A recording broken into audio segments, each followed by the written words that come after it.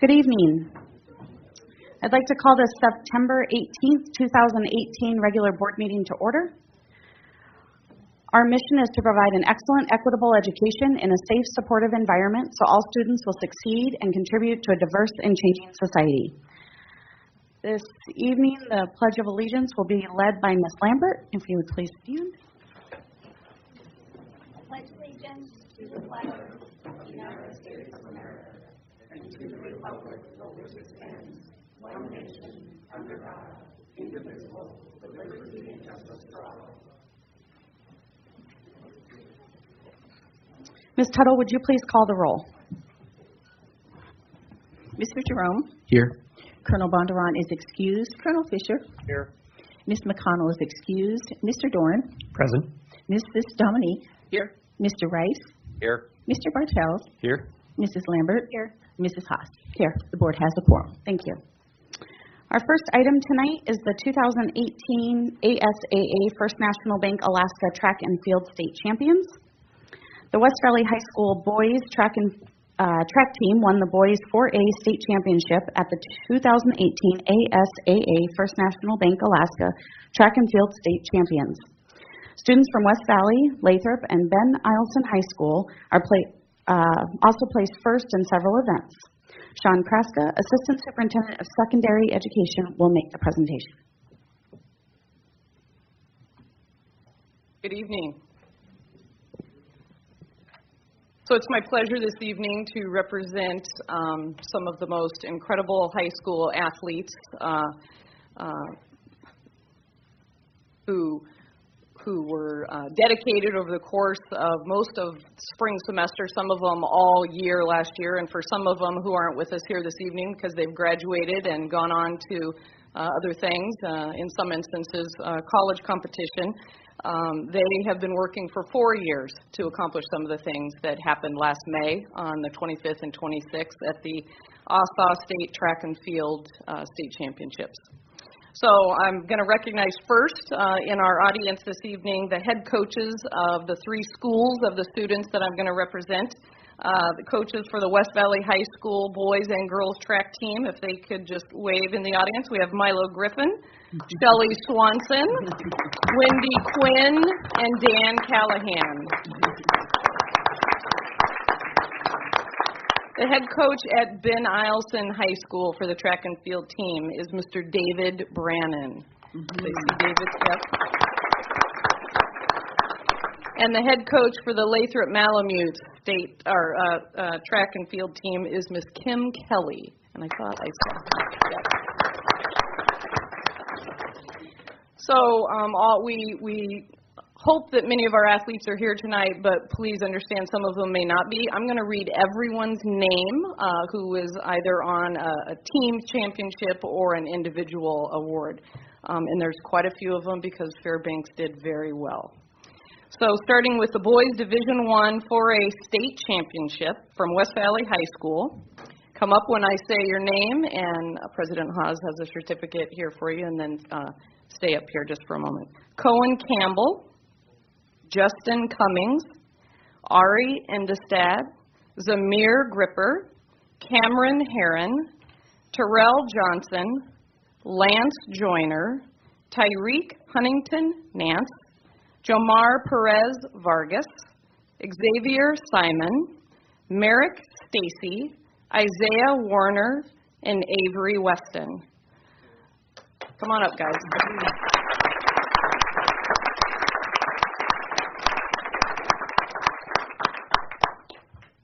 So just briefly, while they're grabbing their certificates, we hear frequently that the other regions around the state always have a leg up because we always have so much snow here in Fairbanks, and frequently we're running on ice and icy roads and through puddles. And that's true. But these guys persevered and beat all the other boys teams in the state. And when you're competing against places like Anchorage and Kenai and Soldotna, that is a tremendous accomplishment. So congratulations, and I'll let you guys walk that way.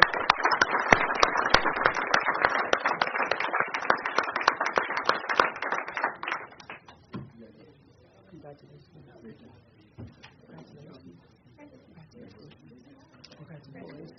4x4. 4x400. Oh, that's okay. In the boys Division I 4x400 meter relay, we have 4 young men from West Valley High School.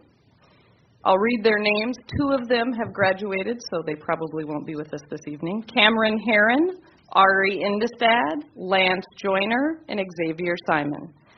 Lance and Xavier both graduated, and this specific relay team broke the standing school record with their winners.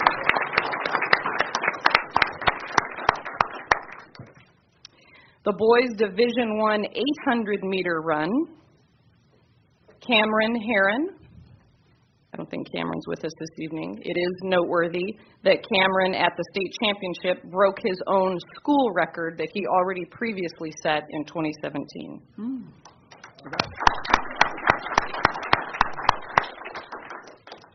The boys Division I 300 meter hurdles, Lance Joyner.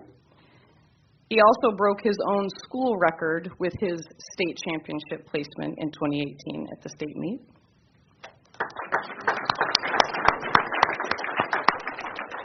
The boys Division I long jump from Lathrop High School, Chateau Reed. And Chateau moved, he's a military-connected young man, and his family moved this summer in June to Oklahoma, and so we will be sure to get him that. But tremendous accomplishment. I'm going to read his name again because he also won the boys Division I triple jump on behalf of Lathrop High School. So he did a phenomenal job. Let's hear it for Chateau.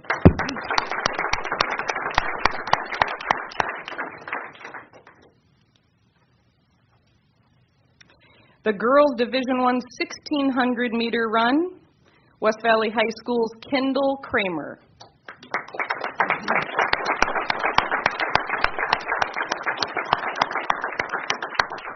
And I'm going to ask Kendall to stand up here just for a minute because I'm going to read her name again.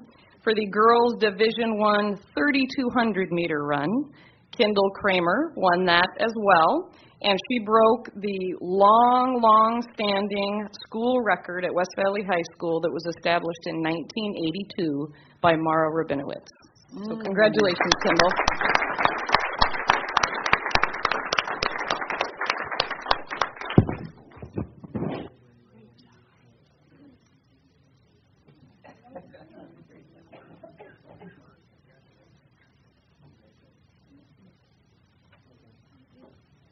And winning the girls Division II triple jump from Ben Eielson High School, representing the Ravens, Riley Hughes. And I think Riley graduated in May and has gone on to do other great things, but we congratulate her. So,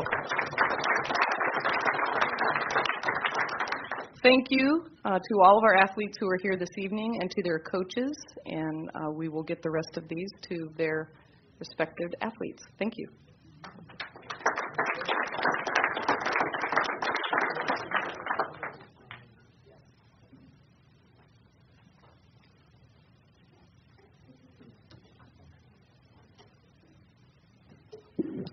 Let's have another round of applause. I know it's been a few months since you guys accomplished such great things, but congratulations again. We didn't want to miss the opportunity to recognize you.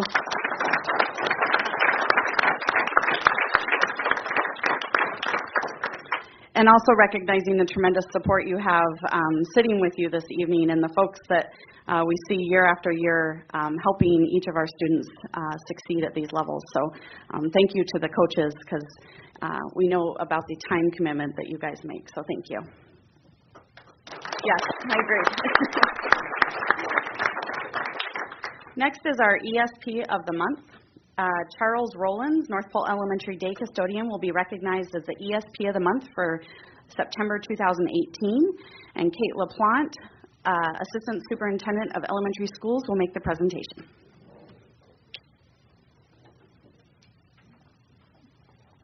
Thank you very much. And Charles, come and stand here while I try to say nice things about you, okay? And embarrass you in a good way. Okay. As you know, the day custodian is an essential person in each of our elementary schools. A facility that looks nice and is well maintained creates a welcoming environment for students, staff, and parents. The care and attention to detail that Charles Rollins puts into taking care of North Pole Elementary School keep the building looking good and help create a welcoming environment where kids want to learn.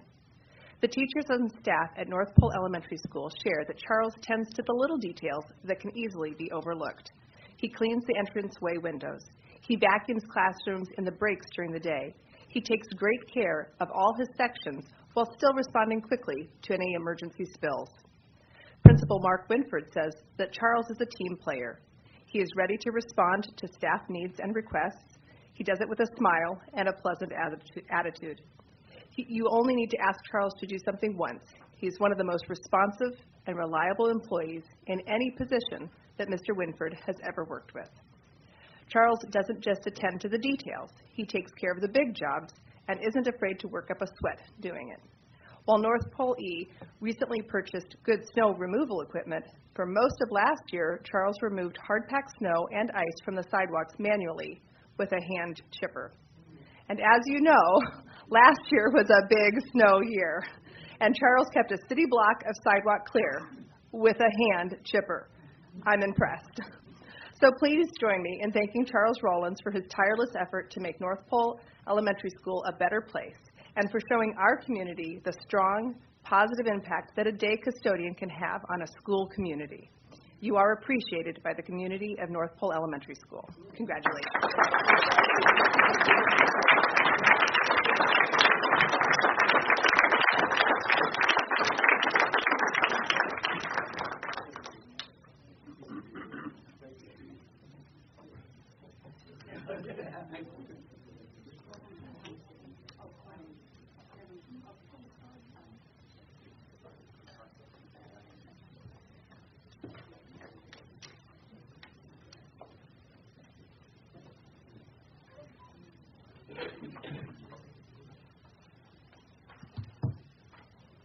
Let's have another hand for Charles this evening.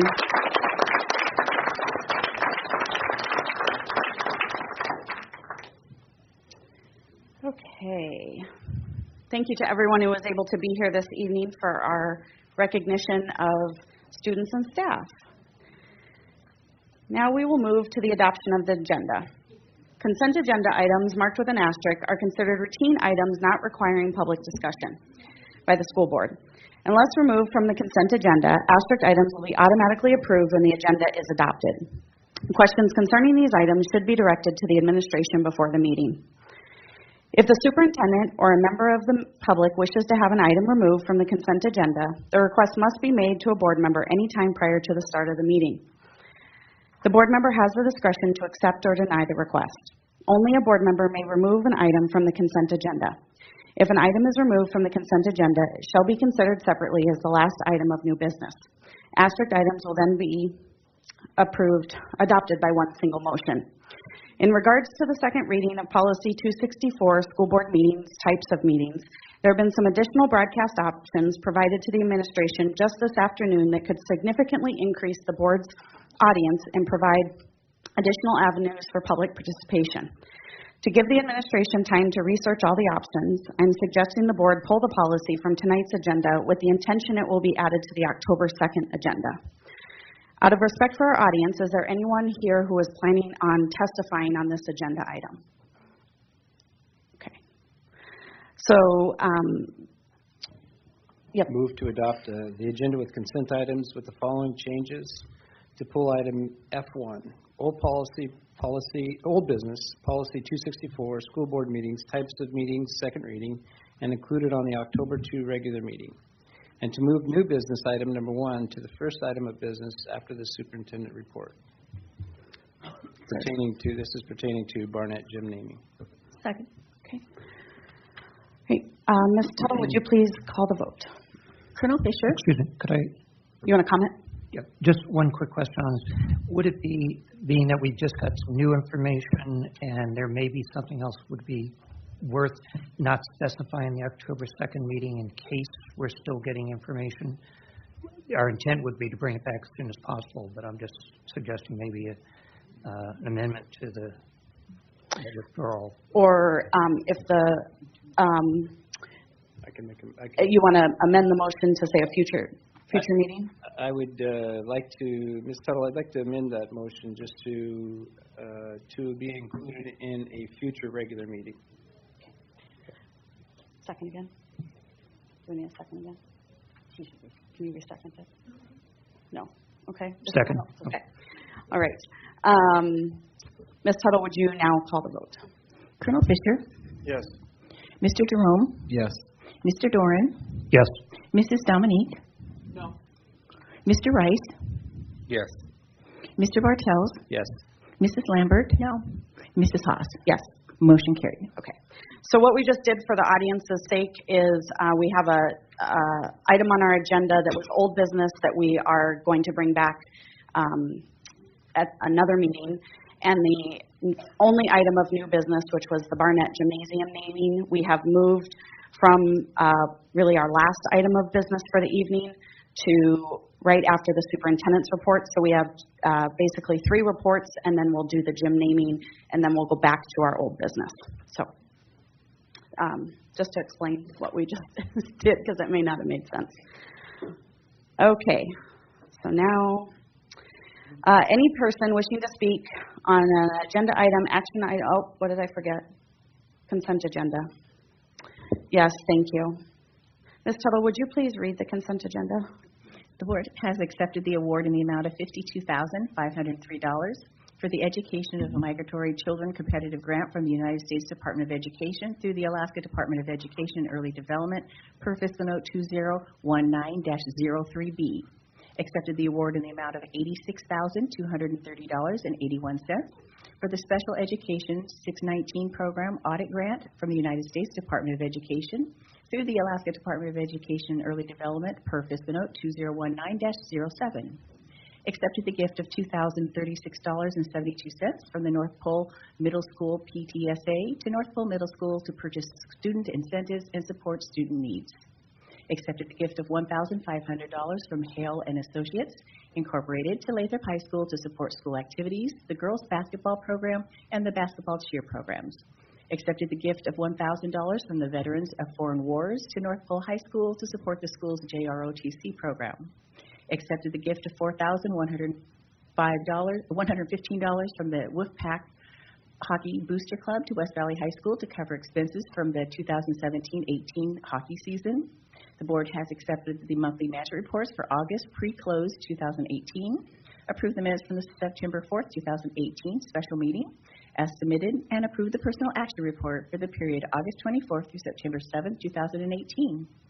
The board has acknowledged the personnel information report for the period August 25th through September 6th, 2018, the budget transfer report for the period August 16th through the 31st, 2018, the board's reading file, and the coming events and meeting announcements. Thank you. Presentation on agenda items. Any person wishing to speak on an agenda item, action item, or report will have 3 minutes to testify when that item is before the school board for discussion. There is a limit of 1 hour total testimony per item. Public comments on non-agenda items. Public comments on non-agenda items are limited to 3 minutes per person for a maximum of 1 hour. People on the sign-up list will be called first. If there is time, people who did not sign up may address the school board. A person testifying must state their name and city of residence for the record. Board members may ask questions for clarification. Although there is time at the end of each meeting for school board and superintendent comments, some concerns may not be able to be addressed immediately, as additional information may need to be gathered. I have a sign-up list. If by chance you signed up on this list and you wanted to testify on something that's on the agenda, just wave your hand and say, I'll testify when that agenda item is before us, because I think we might have testimony that is related to an agenda item. So, Ms. Sanderson? Okay. Michelle Correll? Did I say that right? Okay. Would you like to come forward? And this is a non-agenda item? Okay, great. Welcome. Yes. I'm Michelle Coriel, and I live in Fairbanks. And good evening. This is my 19th year of being a special education teacher, and my 6th year in Fairbanks, and my 4th year as a teacher at the Bridge program. And I know several of you have attended our Bridge graduations over the years, and I want to thank you very much for sharing in our students' successes. I came here tonight to acknowledge our local businesses who opened their doors they volunteer to support our students from Bridge in their on-site vocational training. And our program works with students 18 to 22-year-olds who have cognitive impairments.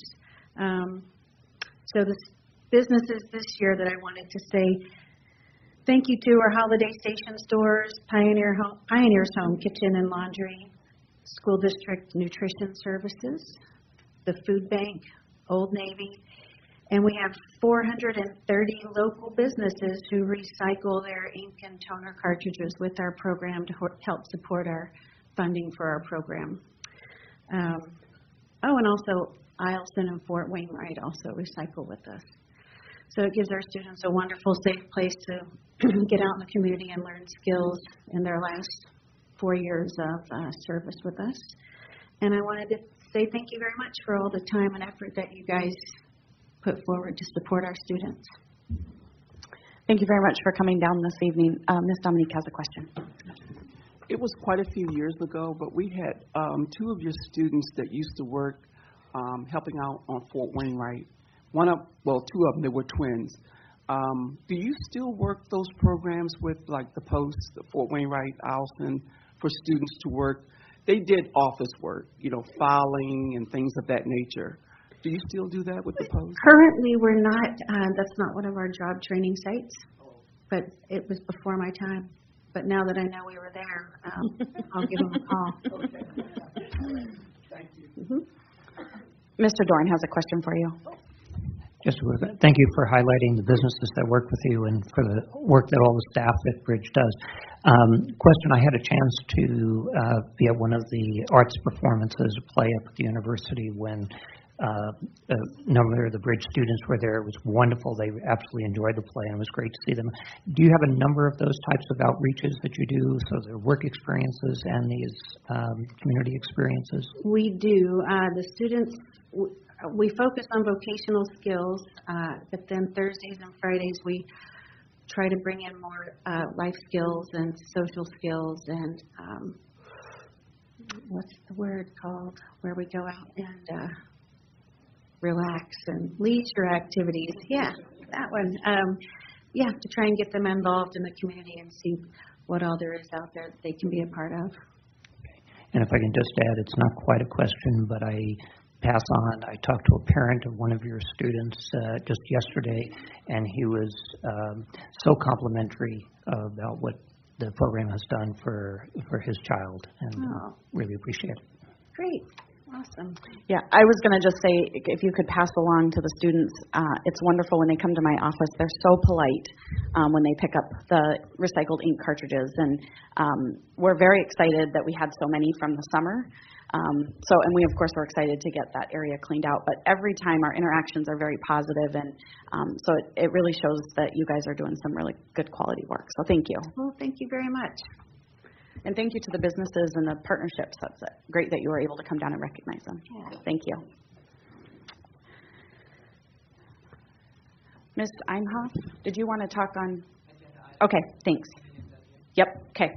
I don't have anyone else signed up. Would anyone else like to come forward and speak on a non-agenda item? Okay, seeing none, public testimony is closed, and we will move to information. You want to wait? I want to wait. Yes. Okay. We have matching shirts. You want to wait? No. Ms. Bennett and I spoke earlier, so I'm not saying something out of line. I know it's confusing, so. Okay, we are to information and reports.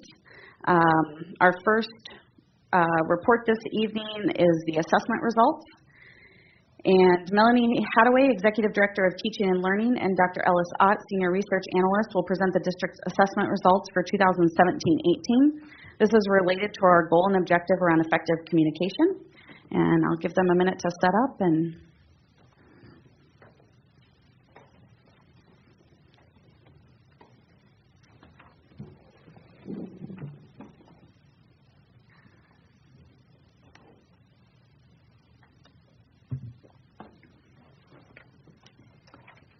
Thank you, President Haas. It's always a pleasure to speak to the board on. Is that on?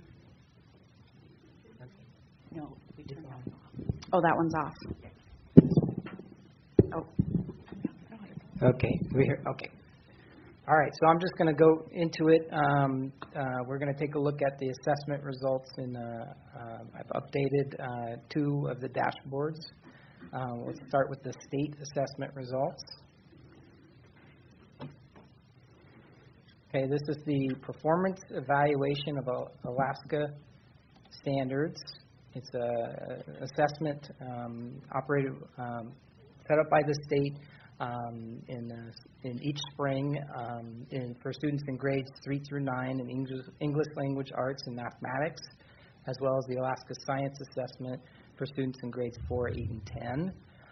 This dashboard's been updated to include both the 16-17 and 17-18 results. So as you can see, we had some increase between those 2 years in English language arts and math, and a slight decrease in science. And I'm gonna you can choose comparison groups when you want to look at different values of these groups all in one graph, and there's lots of options. I'm just going to cover one of them as a highlight. There's an option called attendance group, and what that does is it shows you results by different attendance groups. And this filtering option, I'm going to decide I don't want to see 16-17 just to simplify looking at this. So it has students with attendance less than 80%, 80 to 89, 90 to 94, and 95 and higher. And so, for example, the proficiency rate, that is the percent of students that got proficient or advanced on these assessments, was 14% for those with poor attendance, less than 80%, versus those that were 95 and higher in their attendance rate had a proficiency rate of 46% in math. That's equivalent to a large effect size. I was just highlighting that real quick. And then let's take a look at the second tab, which compares the school district with the 4 other largest school districts in the state. That's Juneau, Kenai, Matsu, and Anchorage, okay, as well as the results for the state. And our school district will have higher proficiency rates than the state in every subject. We have higher results than the Big 4 as well in math, but not in English language arts and science. Okay, and pretty much across the board, each of those groups had improvements between 16-17 and 17-18. So, and we'll get to questions later that you can bring me back to that if you want. I'm going to go to the next dashboard, which is on a different assessment, which is referred to as the measures of academic progress. That's for students in grades 3 through 10, I believe, in reading and math predominantly. And it's tested in the fall, winter, and spring of each school year. And this includes both 16-17 and 17-18. Okay. And the results that are provided are average normal curve equivalence. It's essentially very similar to a percentile rank. So a score of 50 means average, a score above 50 is better than average, and below 50 is below average. So as you can see, the school district's performance on this was decreasing between the fall and spring of 16-17, but then stabilized in 17-18 through the fall and spring for English for reading, and similarly for math, where we had a decrease from fall to spring in 16-17, and actually an increase in 17-18. And these are relative to ranks, national percentile performance. Okay, and I can quickly show a highlight again on this attendance group option. 17-18, make it a little simpler to see. So you can see the students with the higher attendance have an average of 52 in reading and 49 in math. them, and then let's look at growth.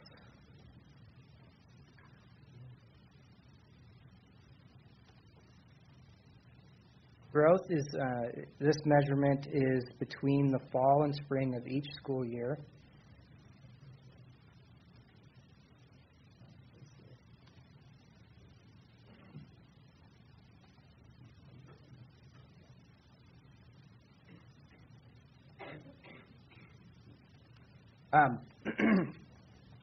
Right now I have 17, 18, but what it is for each student, we find their academic peers is the phrase, and it's the other set of students that have a similar score in the fall as they do in that same grade level in that same subject, and you look at how that group of students did in the spring and compare that student with that group. And you come up with a percentile rank. It's referred to as a student growth percentile. So it's how did you do, but relative to other students that did as well as you did in the fall. And so these results are similar to the achievement ones in terms of the metrics that's used. So if you got a 50, what that means is amongst your academic peers, the ones that did just as well as you did in the fall, the median for that group, you got the same value, and so you'd get a 50. If you grew a lot more than that group, you'd have a value of 60 or 70 or 80. That means your growth over that time period was higher than your peers. So this students that might not do so well in the fall could do really well on growth if their growth is much higher than their academic peers. So for this kind of score, close to 50 means average growth. And I can't pull it up right now for some reason, but what you'll find is that the growth in 16-17 was around 45, 44 for both reading and math, and close to 50 in 17-18. And that's just reflective of what I just stated, which was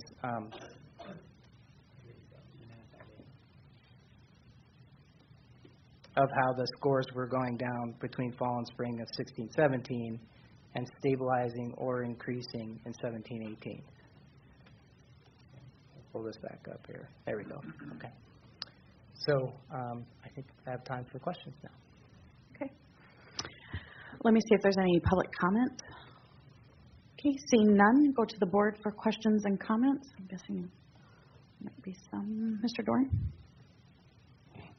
Thanks very much for the report.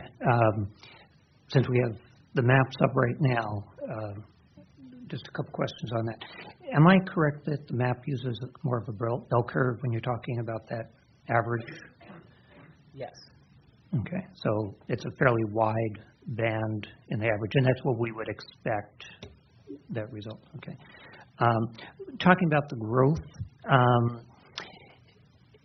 I'm not quite clear. We look at what also happens for catch-up, not just the normal growth that we expect during the course of the year, but a student who may have started at a lower level but really did some catch-up as well beyond that. And I'm not sure where I would find that or if that's reflected in this. So, Dr. Ott can address, but those kind of that actual student level data is typically not reported out publicly. So it's it's gathered into the average. And whenever I start talking to math, when I'm next to Dr. Ott, I get nervous. So if he'll hop in if I misspeak. But so it's not, we don't disaggregate, for example, our students that are in multi-tiered students of support. They may at the school level, because where MAP is useful, especially compared to PEAKS, is that individual student data. Like, we use that as a screening, and then we can dive in and help that kid. But we don't necessarily report that out separately from the aggregate. Right, and understanding not reporting it out because of the individual identity, et cetera.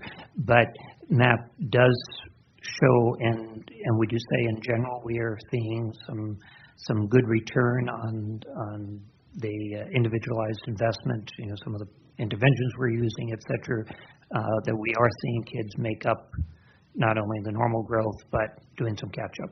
I think there are. Now, we've shifted from our very prescriptive RTI model that we had when we had all of the, the RTI 9 and the reading assistance, and it was a very much you score this percentage, you go here.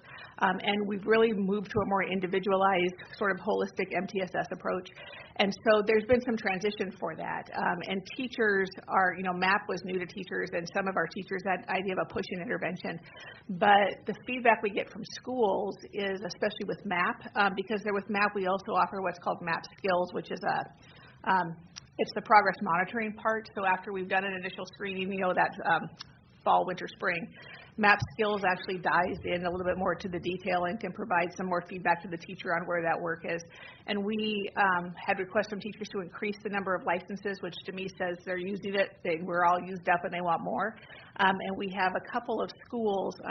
I know North Pole Elementary was here, and they have a couple of teachers who have been really helpful in training other schools and showing them how to use that effectively. So I think it's been a good tool for helping teachers figure out which kids really need some targeted interventions, and then helping to figure out what those best interventions will be for those students.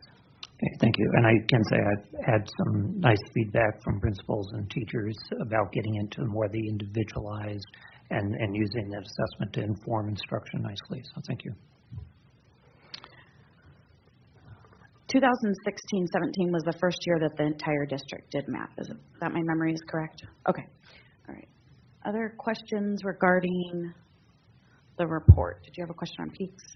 Yes. I just want to make sure if anyone had maps. Put their hand up. So. Okay. With peaks, I was wondering, in your conversations with the state, have you had any indication from them that they are about to do or intend to do a test review, like an item analysis? Looking at how students are reading the questions, which ones are working, which ones are not, making sure they're all correct. Do you have any indication from the state on that? I know that after the first year of peaks, they did item analysis, and they did cut score study where they brought in teachers from around the state. They brought groups of teachers in again this year to look. I know that so for example, we were really excited last year, some of us were excited, not everyone, about text-dependent analysis questions that were added to the, and because of some technical reasons, those were pulled, and so they were pilot questions this year and not used in calculating the actual scores. And so that is something that I've asked the state for. I'd like to see those results and see where those pilot pieces were. And I know that they have looked at those items. I don't know if they're doing a complete item analysis review, but I know that they have had ongoing talks, and they've had groups of teachers in to look at the results and look at the comparisons in the summer. Okay.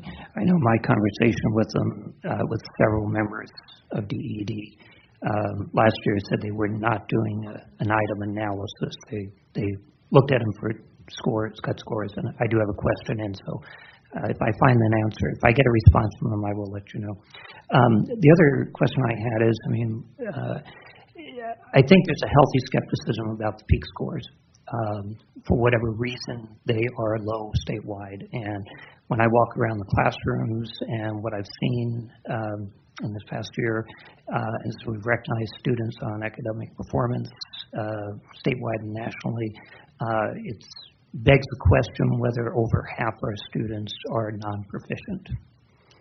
And I guess my question is, from a lot of the different things you see, the high-level picture, is this not the question of whether these are accurate scores on this test, whether they are an accurate reflection of the level of proficiency for our students? If you have an opinion on that. Yeah, I was thinking about this. We have the benefit of the measures of academic progress to look and review and compare data, and the measures of academic progress provides us national comparison results. And so I also have the ability of, I can know what the students score in the peaks and their score in the MAP, so I can review it's basically a correlation between the assessments, but I can actually align it and say, okay, what is the proficient score for the peaks equivalent in the MAP in national percentile rank? And because I'm trying to get at where are the standards? Are they high? I mean, in general, we've been saying these are high standards. These are high academic standards, and they're actually above the national average.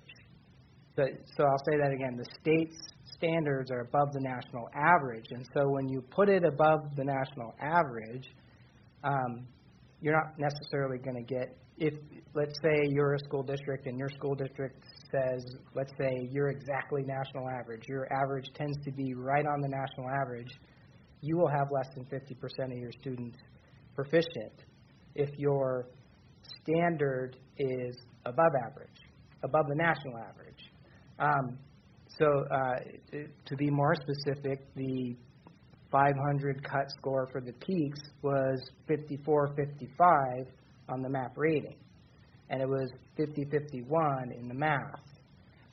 So the challenge becomes an interpretation, right? You know, we in general might think, okay, well, when I was in school, you're going to shoot for the 80%, the 90%, right? And so when you look at these figures, if you have that in mind, you're going to get confused real quickly, you know, because you're going to think, well, we're under 50%. Isn't that bad?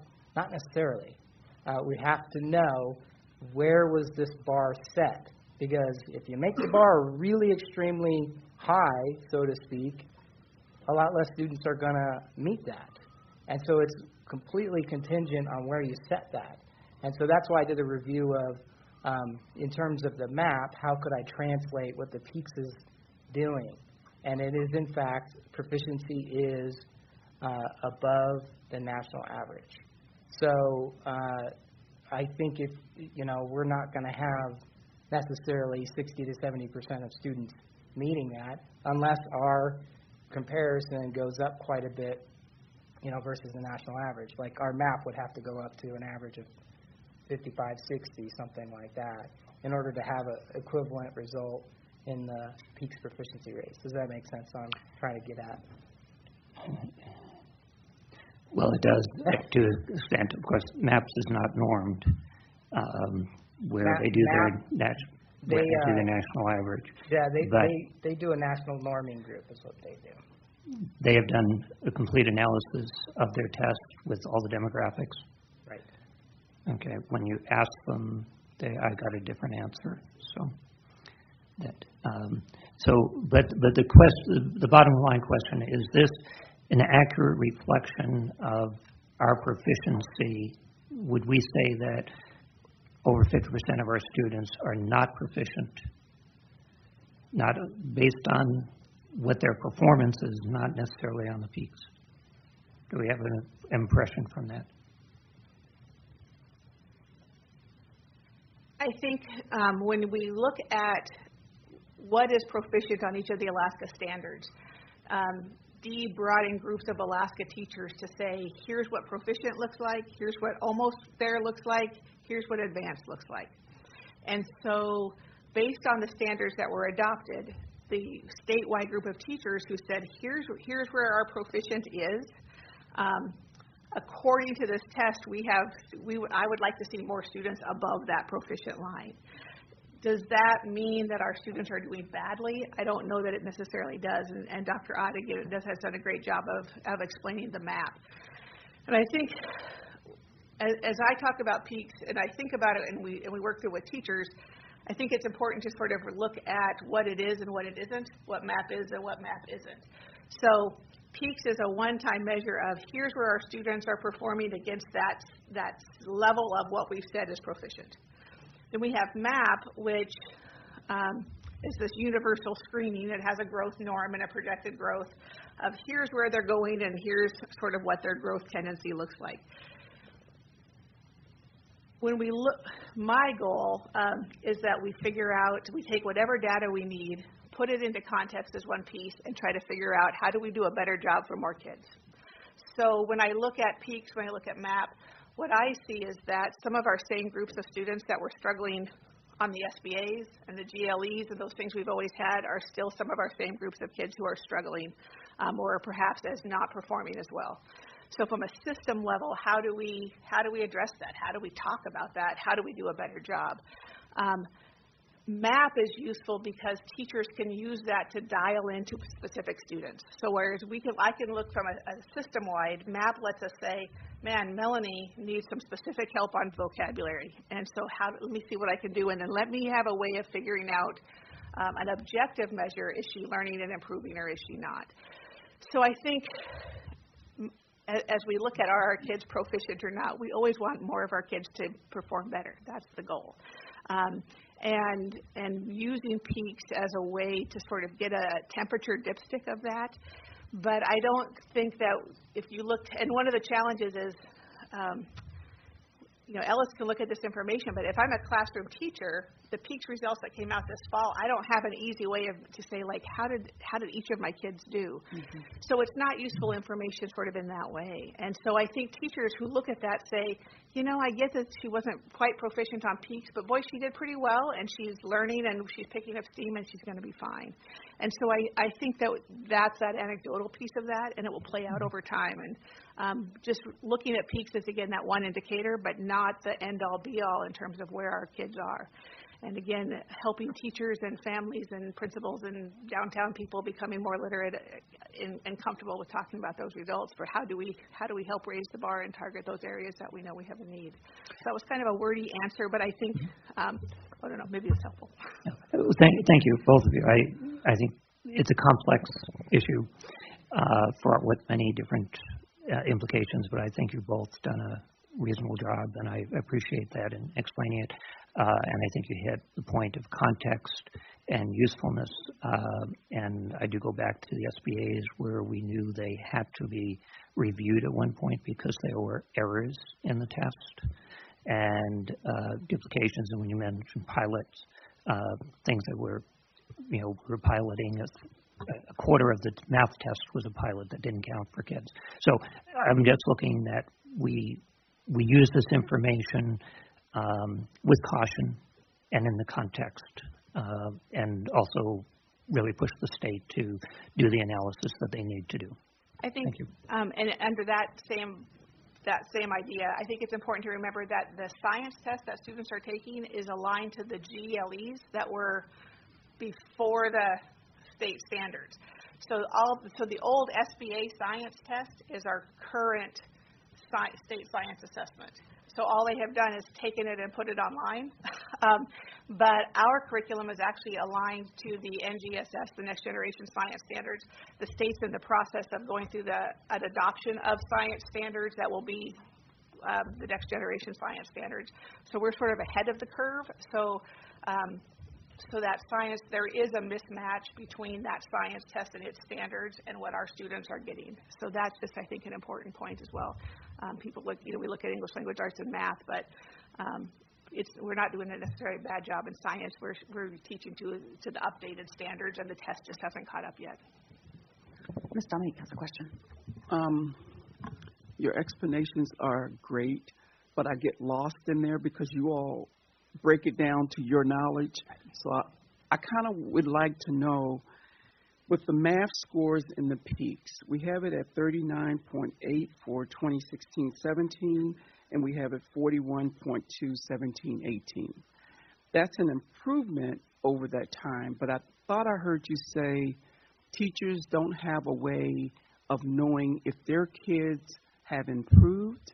Is there a way for the individual teachers to know which students they have to concentrate more on and let the others keep moving forward? So that's really where MAP is useful as opposed to peaks. Because peaks is that one-time shot, and it's, they took it in March, April, and then they got the results in August, September. But MAP is where teachers are getting that feedback on those standards specifically at least 3 times a year, because that's when we do the screening. But we have a lot of teachers who are then using that information to dive in deeper and figure out what specifically does this kid need on this skill and standard. So MAP is what really helps teachers dig into where kids are specifically and what they need. So this testing in peaks, they would get MAP testing. Sorry about that. They would get MAP testing that would take them to the students that are struggling. Okay, thank you. Mr. Bartels. Ms. Hadaway, Dr. Ott makes me nervous too. I find it interesting, and I think what really relevant, and there's a lot of information here, but I would find it interesting to see, Dr. Ott, your personal assessment of how you convert these numbers to the percentages as we know them to generally be, because I think the misnomer here is that this is a failing grade at times at both tests, and that's not what I hear your personal assessment saying. And so but when this goes out to the general public, then it contradicts. And so it'd be nice to be able to do a little conversion there or application as to how it's been and how we're improving, or what the story is being told in a message that the general public can understand. Does that make sense? And I don't know if that was just your personal interpretation, but it'd be nice if you had some backup information that, and I probably should be directing this question, if this is possible, to Dr. Gaborik, but I don't want to fill your time. I know you got a lot of time during the day, but. Yeah, I'm basically trying to cover understanding why was the SBA saying 80-90%, and why does the peak say something else, and I'm pointing out the fact that things haven't changed dramatically in terms of student performance. It's just the assessment and the way we're approaching the assessment. And so I'm expressing caution about how we interpret these percentages, because we see under 50%, and I think we emotionally go, watch out for that. And I'm saying we need to be careful about that, because those percentages are very contingent on essentially how high is the standard that's set up that creates those percentages, of whether or not the student meets that standard or not. And I agree with that, and I think that we because we get the same information, we kind of understand it deeper, but it'd be nice just to be able to come forward with that information so the public can be better educated. Did you want to speak to that? Oh, well, thank you. I just wanted to say a couple things. I think it's important to note, as Ms. Haas did, that we're only our second year in MAP, and so districts that have a MAP culture have kind of started to wrap their head around this and what those numbers mean and those growth scores. So I even have to remind myself, you look at these two things, like what the different data is. So, to your point, helping the public understand that, we can continue to work on that. The other thing, the power and the peak scores, regardless of whether or not we agree with the test, I think is comparison year to year. And also what we've tasked the schools with is to do a deep dive into that data and look at their different student populations. That is the piece that we need them to look at overall. And then the MAP, to the degree that they're using MAP, can help, again, address some of those specific student issues. Ms. Lambert. I think Dr. Gaborik kind of answered my question, but my question was, at the school level, now that you have 2 years of peaks, because I know what they do with the MAP testing, but with the peaks, now that you have 2 years and you can actually follow those class cohorts up through for the next 2 years, are they using those, or can they use that raw data, the scores, like for a third grade class, and then they took it in fourth grade, seeing their pattern or how they're performing, and then looking at the fifth grade and seeing, are we meeting those standards, and how can we meet those standards, because now they have 2 years of data and they can still follow those grades. Right? Is that something that they're looking at? I think our schools are very much becoming data-rich places where there's conversations around that. And so they're looking at not just peaks, but sort of all of the data they have about students and trying to figure out where those adjustments need to be made. We definitely, from a system level, 2 years is not quite a trend, but trying to figure out, are there areas where we need better materials, or we just need better, we need some different instructional strategies. Probability and statistics is the area that that sometimes in math, like if something's going to get skipped as they're looking at other things, sometimes probability statistics is one of those things that's harder to find time to spend on. So if our students are doing well on that, where do we need to find better places to buff that up, or how do we help teachers create room? What do we take away of their life to make more room for those kind of things?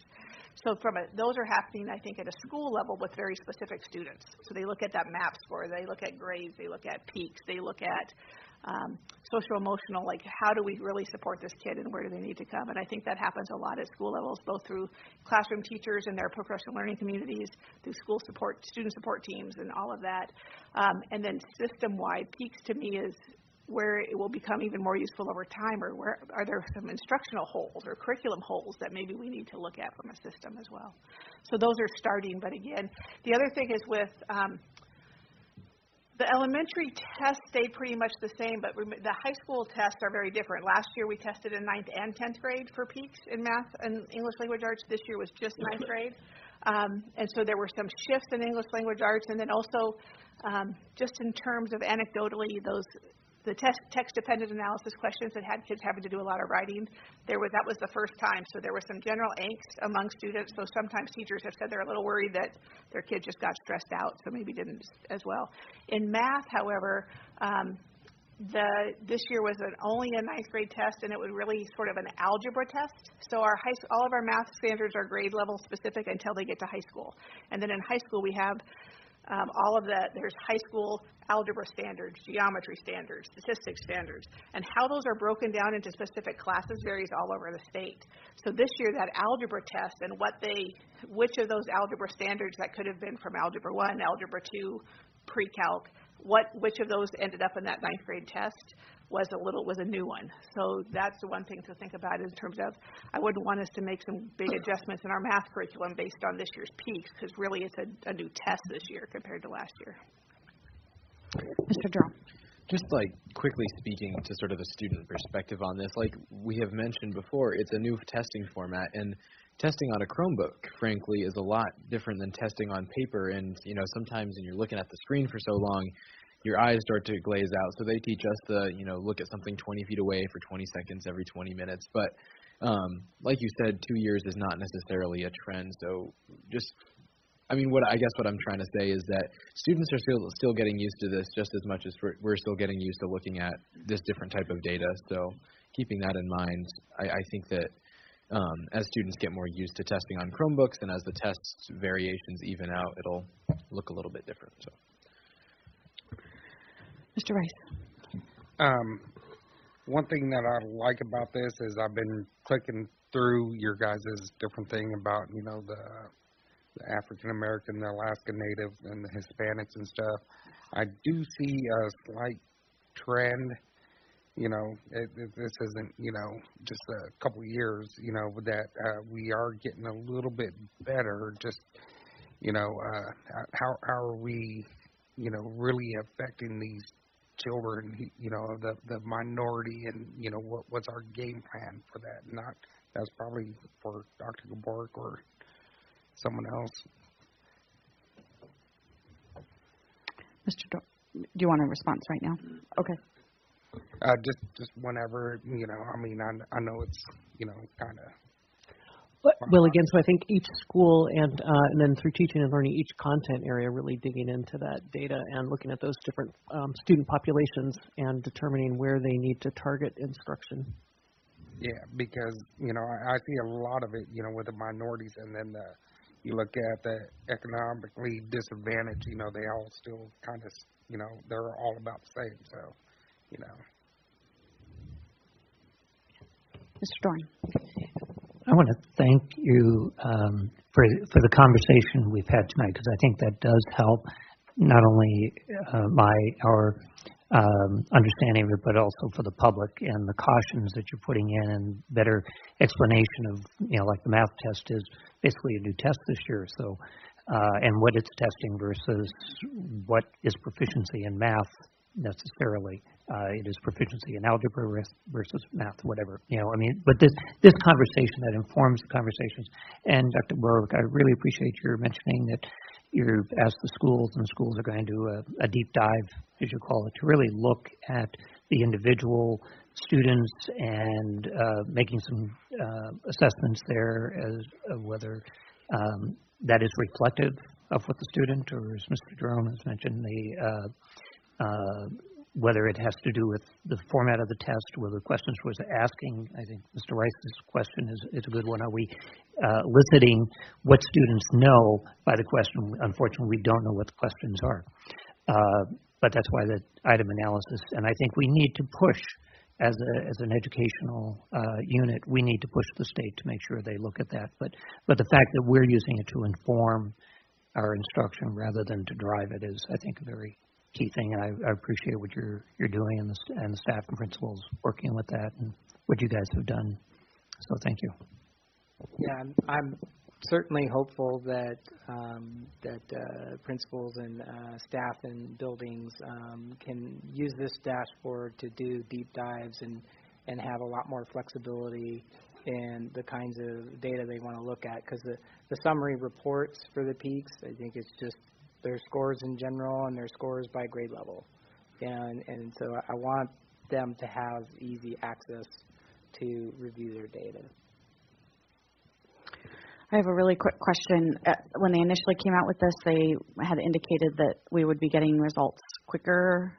Obviously, if this year they brought in teachers from across the state to review again, that is part of why it took longer. But is there any indication that, I think that it would be even more meaningful to schools if they were able to review data before they left for the year than in the fall. I recognize MAP, and I think MAP is a great way to show growth, and I'm all about showing growth versus where do you stand here. But it just seems like the data would be more meaningful if it was part of the school year that we actually are finishing. I think you guys probably have said this also, but just curious if the state has indicated that there's going to be a shift in this timeline that is such a lag. I mean, it's 6 months essentially from when the student takes the test to 5 months when we get results. Just seems really inefficient. Yeah, in the first year in the summer they did the standard setting, right. And this year I believe it was the text-dependent analysis that to review that, and now that that's put in pilot, I don't know how quickly the turnaround will be in 18-19, and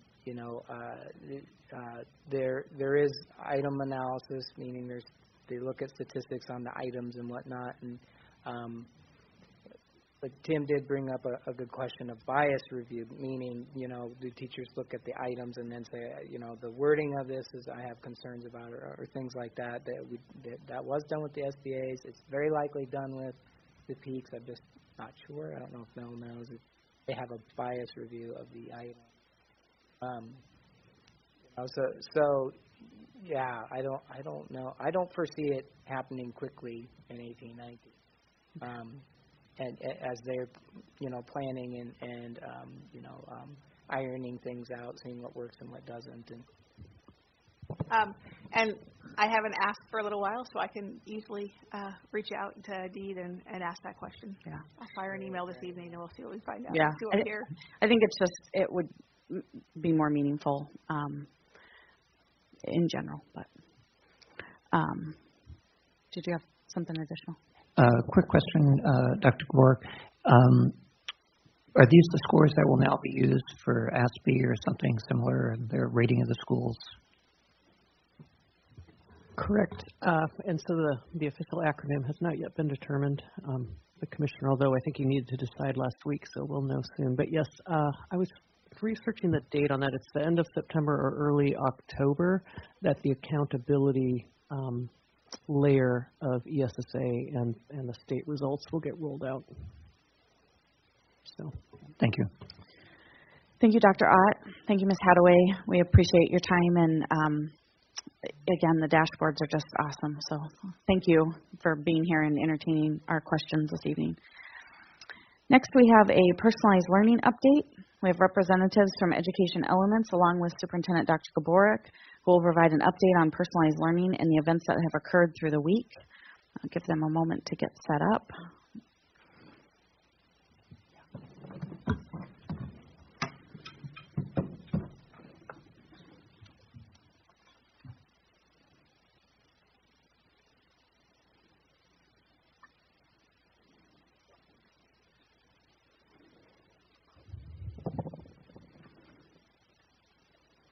Good evening, everyone. It's a pleasure to be here talking to you today. I'll wait for slides to load.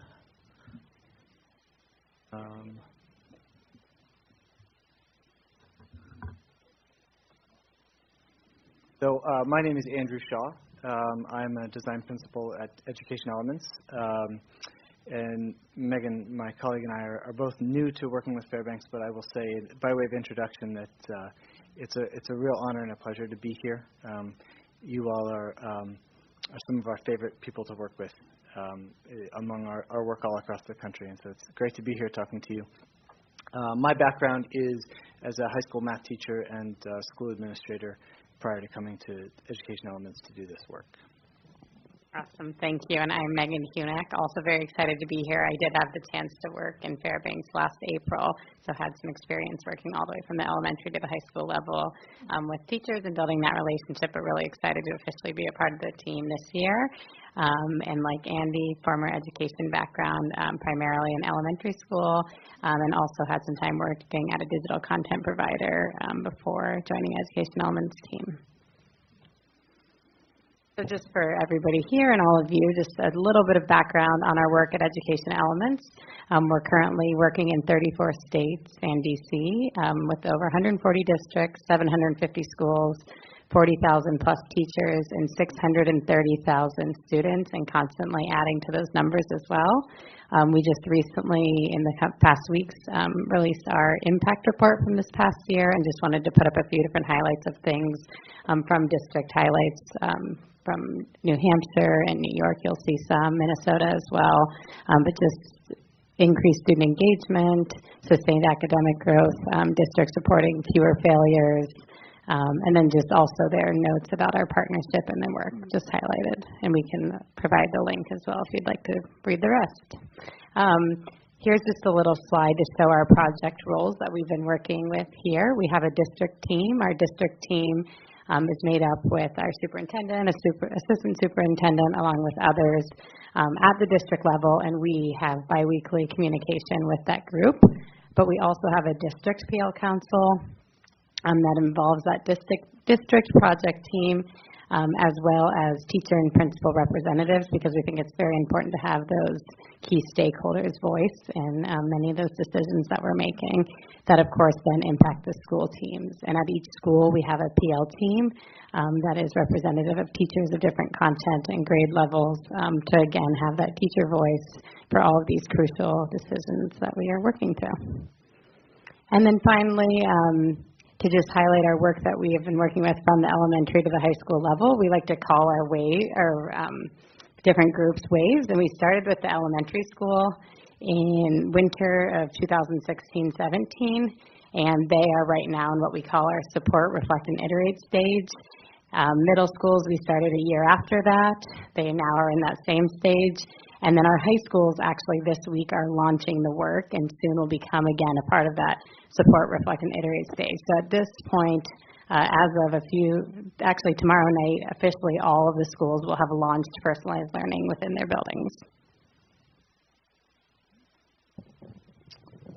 It's hard to follow your data guru, but I will try.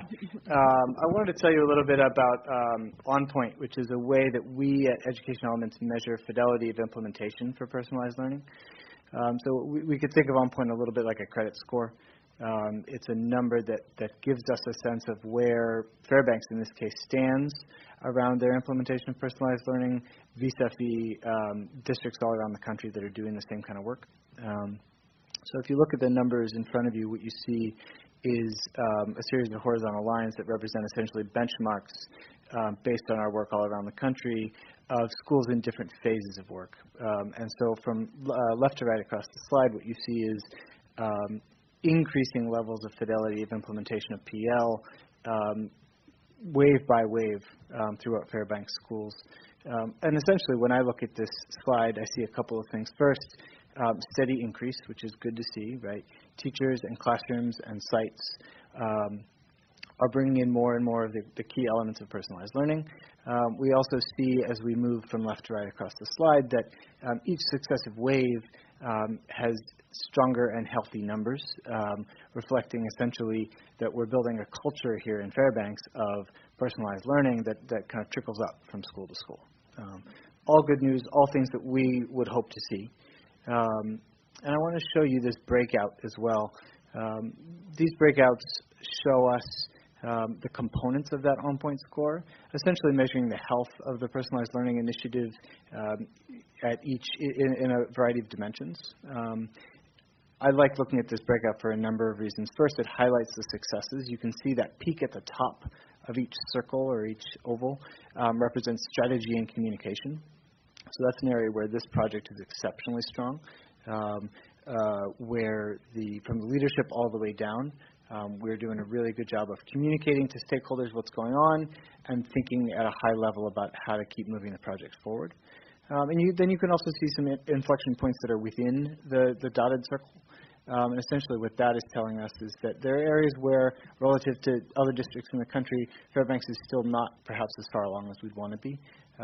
Most acutely perhaps in the operations area in terms of looking across waves. That has to do with things like IT infrastructure, device implementation, so on and so forth.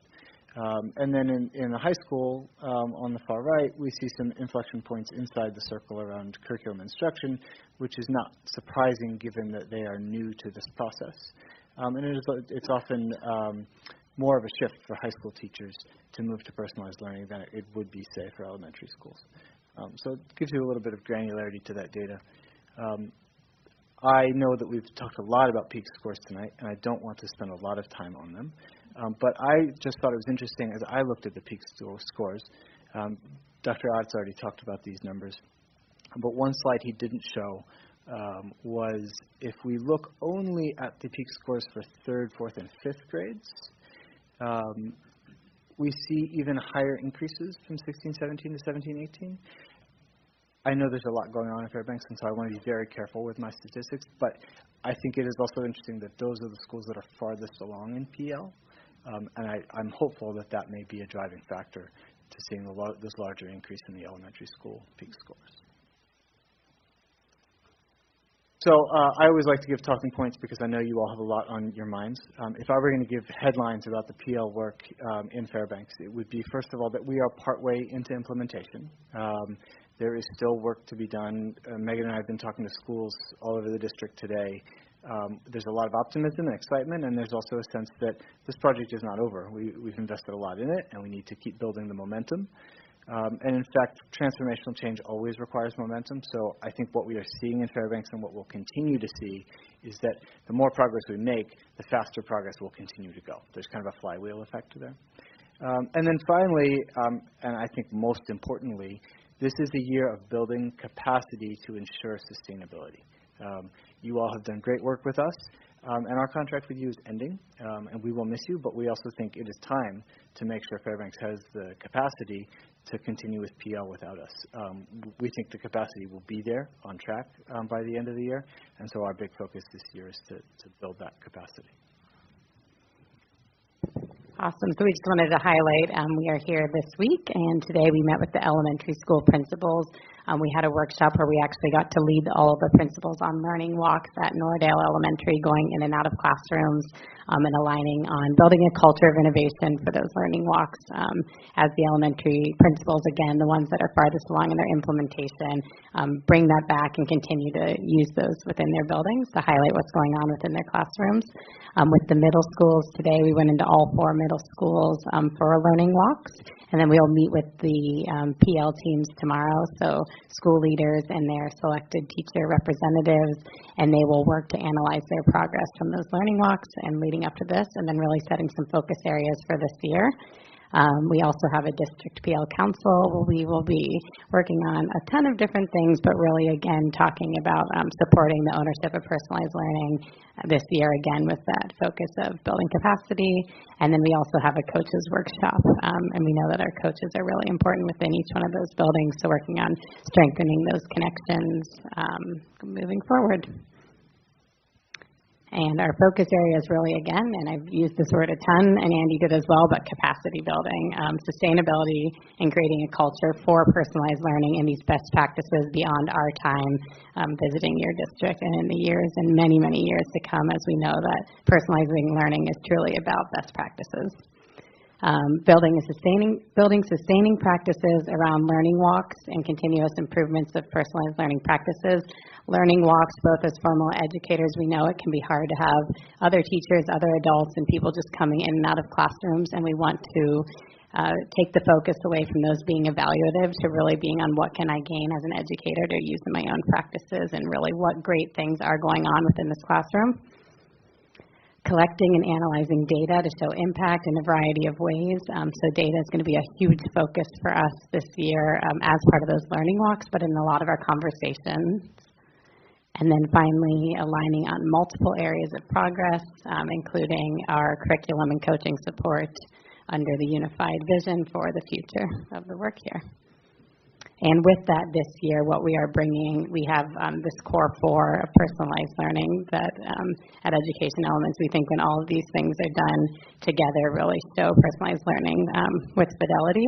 And we have built a new tool for each one of the schools, elementary through high school. And we are sharing this week with elementary and middle school principals and talking about how they can really now personalize this tool to keep going and collecting data within their own buildings. And then coming with that, each school will be able to have a data dashboard where they're able, again, to, within their buildings, start to collect what they're seeing when they walk into classrooms so that they can use this data not only to chart their course and see the measures for success this year, but beyond as well. I think we'll pause for questions. Okay. I'm going to go to the audience real quick and see if there's any public comments on the report. Seeing none, go back to the board for questions or comments. Ms. Dominique. Well, thank you ever so much for coming back again. And I can't remember the guy's name that came all the time. Scott. Tell him I said hello. Will do. I kind of want to know, because we're ending with you all for the elementary, or is it high school and elementary, we're coming to a close with your company? We will be finishing with you all this year with all of the waves. Okay. Now, you just came out with a new instrument for data that you can do for your schools. What do we do to keep up with you guys? I know you send us emails all the time. I read your emails. But you're doing things all the time to make us better. But you won't be coming out like you're doing now. So how can we keep up with the newest and the most modern way of keeping our kids educated? That's a great question. I mean, I'm not a sales guy, but I will tell you we're happy to come back whenever you want us. I know that's a complicated process. And I think that's, when I think about your question, I'm really thinking about how can we make sure that one of the pieces that we leave in place with your leadership is how to stay at the front of the kind of work we're doing now and an awareness of trends nationally, even when we're not necessarily the ones passing on the resources. I think that's we're meeting with the council tomorrow afternoon, and part of that work is making sure we're clear on the work for the rest of the year, and I think that may be an interesting question to think about. Let me just have a follow-up. Because, most businesses, they track it on 3 to 5 years for you to start making money. And I'm looking at this on a way of us educating our kids. So would you say 3 years from now, after you finish with us, that we should look into possibly, I'm not saying we want to, because we had a lot of havoc over how much it costs for us to get you guys here, but I think the proof is showing, and it's taken about 3 years for us to see it in the elementary schools. So I'm just saying, in 3 years, would you suggest, or could we kind of make contact with you guys and find out what the newest trends are? Definitely. I think we've built a relationship, too, with the Personalized Learning Council and members that have continued to, stay in touch, like you said, through the different resources. So I think that we'll keep those relationships as well and know that the resources themselves, when we leave, the resources don't leave. And so in this year of building capacity, it's really about making sure that each school is not only also building capacity for the work going on in their buildings right now, but as new teachers come in. That was a big conversation we had today. The teachers that are in the building this year may not be the teachers that are in the building within 3 years. And as we're hopeful that at the university level, a lot of this personalized learning work eventually will trickle there so that our teachers are coming in well equipped with that as well. But of course, like I said, the relationship I think we've built with the partners here has been so strong that we'll keep the open communication going. Mr. Dorn. Thank you for coming tonight and explaining things. A couple of quick questions. The proficiency growth that you showed on one of your first slides in language arts and in math, impressive jumps, I think plus 17 in one, and I forget the other one, I can't see behind me there. What tool was that? That's across all the 140 districts? Yes, so that's the OnPoint is aggregated from different reports. It's based on teacher surveys, leader surveys, and district surveys, as well as the consultant that is working at each one of the districts filling out a similar thing based on the work and comparing any district of similar size. Okay, and was there any specific or tool in common to give the proficiency rate? Yeah, so to be clear, this is not a measurement of proficiency per se. It's a measurement of... Not this one. The one on one of your first slides. Yeah, this is the one behind you. We just lost it. I'm sorry. Okay. It wasn't the one that was just up. No. That on point. Not that one. From the impact. Oh, here. The impact report. Right there. Those results are from a specific district that we've worked with in another part of the country. Okay, specific one district. Okay, and do you know what the test was they used to do their proficiency? Don't know off the top of my head. Okay. No. All right. Impact report itself does give a lot more specifics into that. Again, Andy and I are definitely not the data people, but we have a data team that's been given a lot of these resources, so we'd always be happy to connect. Okay. Question in terms of the core four you talk about, one of them is data driven, and as we were talking before, is actually data informed is the more current and accurate thing. And if we wanted to personalize that as we did with the flexible content and tools as a district, we could do that. That's not... Absolutely. I mean, our work in Fairbanks revolves around all four elements here, so we've done a lot with the flexible content, but actually these days the interest of teachers and principals is much more around how we now bring data in more. Right, and to inform our instruction rather than, so if it matches a kid and we say, oh yes, if it doesn't match a kid, we can look at why it might not or whatever, and those types of things.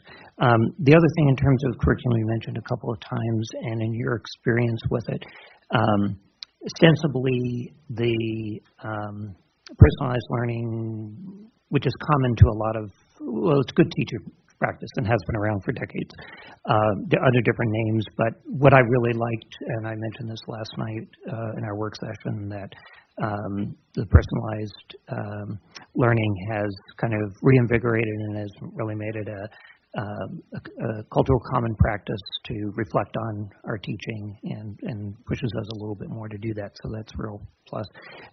My question is in terms of linking it to curriculum, that as from your experience working with different districts, as we've gone ahead, or personalized learning and teachers are, taking off with it, et cetera, and we see such neat things in the classrooms, and what kids are doing, which is the most important, that it's important to go back and review the curriculum and what we expect students to learn, especially as we ask them to take ownership, responsibility, and we personalize it, which also we personalize teaching, they go hand in hand. But for kids, that expands, it impacts curriculum. Where is your experience in districts going back and relooking at their curriculum in light of personalized learning? I think you nailed it. Our experience is, I have a few answers here. We tend to see that there are certain areas of practice that as schools and districts dig deeper into PL, they decide we better take another look at these three areas. And curriculum is often one of them for the reasons that you're articulating. First of all, on a kind of a national level, curriculum has changed dramatically in the past few years, and we see a shift towards not only online but also modular curricula. That we may not be buying a single textbook from a single publisher, but doing more supplementing. Okay. Go ahead. I'm sorry. Can I pause you there? Yes. Because you're talking about resources and materials. Yes. I'm talking about curriculum, not resources Fair and enough. materials. They only support the curriculum. Yes. But I should give you a brief answer. The brief answer is yes, absolutely. I think it's appropriate to look at curriculum again, and I think it's also appropriate to look at our interaction with and the way we think about curriculum, the cycles by which we evaluate, and our relationship as teachers and practitioners with curriculum. thank you. Thank you both very much for being here and for spending this week in our schools. I'm excited for launch night tomorrow night. I'm going to see which school I can pop into while running kids around to different events. But it's exciting to see that we're getting to the point where it's maybe a little nervous. We get a little nervous when we're ending something, but I think that also we are prepared. And I thank you guys for your part in that and the other members of the team who've helped us prepare so that we can be successful. So thank you guys for being here this week, and enjoy the rest of your week in Fairbanks. Hopefully it doesn't rain. Thank you all. Or snow. Okay, we're going to move on to the superintendent report provided by Dr. Gaborik, and this is related to effective communication. Thank you, President Haas. Just a few things. As we continue to move through our ALICE rollout, elementary counselors were trained in all the ALICE materials that Kate LaPlante has helped facilitate in terms of development, again, with a focus on elementary and developmentally appropriate materials. So the counselors receive the information. She's working with principals. And then I'll send out the dates. We finalized the dates for our parent nights. We're going to have another round of parent nights at a feeder school format so that a family could just go to one spot and be involved in any level of school, elementary, middle, or high school, if they have questions about ALICE. And Chief Dutra will be at every single event presenting like he has been at the beginning, and then we'll have breakouts, elementary, secondary, with folks there to talk about materials and because staff are working on their training now. Some are done. Some did it right out of the gate in August. Others are using staff meetings to do it. And then after first quarter, they'll start working with students. So before we start with students, we'll have some parent nights again. So that's moving along nicely. And then we have a team right now down in Anchorage at the State School Safety and Wellbeing Summit. Very positive reports from today. A nice stakeholder group, everything from Mark Nilsson from facilities, to a parent, to Helen Clark, to some principals, and so we had a good group of people. And reflecting on the feedback that I got today, it was very much some of the conversation we were having last night, is that it's not about school safety, it's about community safety and a community approach to how do we keep all of our citizens safe regardless of where they're at any one moment in time. So I have been invited then to join a smaller group on Thursday. I'm going to go down on Thursday to then synthesize all the information from that particular summit and determine what the message to the legislature will be in terms of next steps. And so we'll be getting ready for session. And then I just want to, it's been sort of a quiet rollout at this point. I used it a little bit more quickly than anticipated with the policy regarding the meeting start time, but we have started to roll out the new communication module,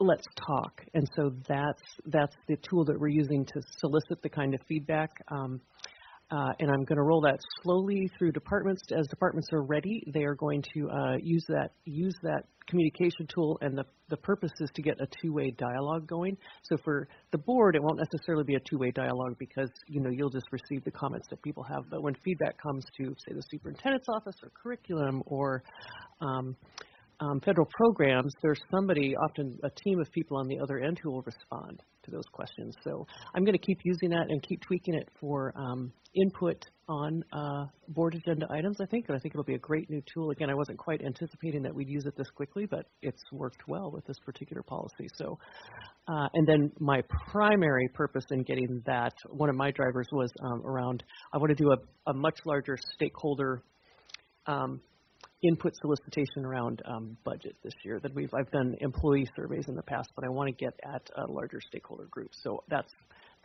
something that I'm looking forward to, and we'll roll out with you guys. And we'll actually talk with Budget Committee about at one of the first meetings, maybe the first or second meeting, about some of their thoughts around the type of input we want to get. So, and that's all I have. Thank you. All right. Thank you for your report. We will now move to our action item new business, which is G1, the Barnett Magnet School Gymnasium naming request, Dan Coffey Jr. Gymnasium. This is related to our core value around collaboration, engage with students, family, staff, and community to support student success. Barnett Magnet School has requested the Fairbanks North Star Borough Board of Education consider naming the Barnett Magnet School Gymnasium the Dan Coffey Jr. Gymnasium. In commemoration of Dan Coffey Jr., Barnett Magnet School's longtime day custodian who retired in December 2017. The administration supports the request. Supporting documents are provided, and Dr. Gaborik will provide a brief overview of the school's request. Thank you. So I'll just point you to the packet. Move to approve. Oh, thank you. The naming of Barnett Magnet School Gymnasium the Dan Coffey Jr. Gymnasium. Second. Now, I was there's been a lot of seconds. Okay, so the cover memo is my memo, and I just apologize. Mr. Groves had a family emergency, so Principal Groves could not be here tonight, but I'll speak on his behalf in terms of the pieces that he added. The first memo is my memo. It refers to the policy 1344.1, naming of common areas, and this is a large common area, so that's the process that we have. And so the recommendation is that the Barnett Magnet School Gymnasium be named the Dan Coffey Jr. Gymnasium. And so we have the memo and information from Mr. Groves from Barnett High School, and we have the True Hire background information in the packet as well.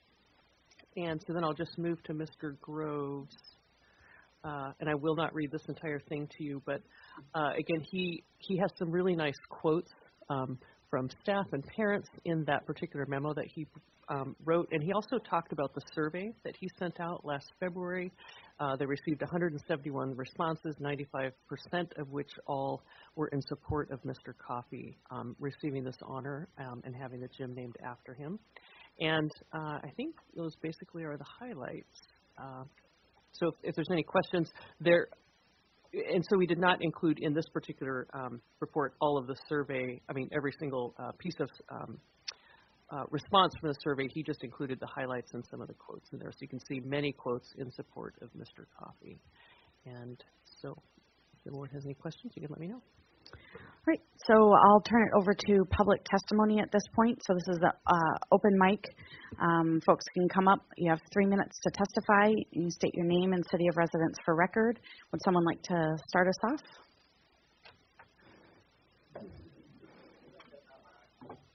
And there's empty seats up front if people want to move forward. And thank you for giving me this opportunity.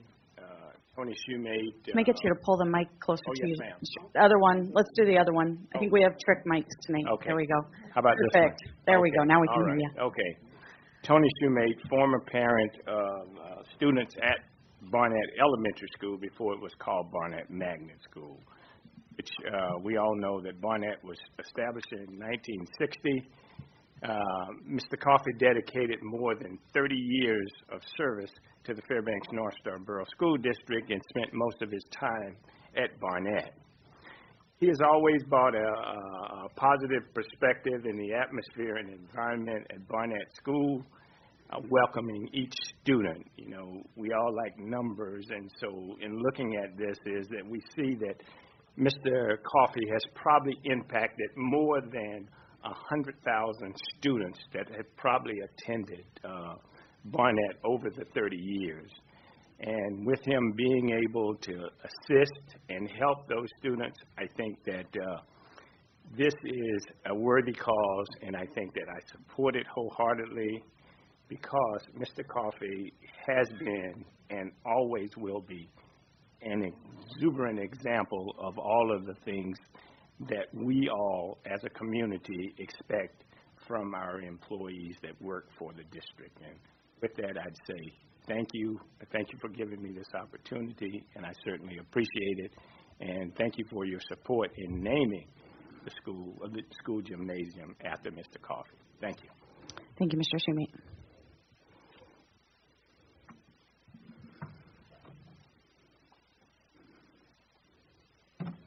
I'm not sure I'll need the mic, but I'll use it anyway.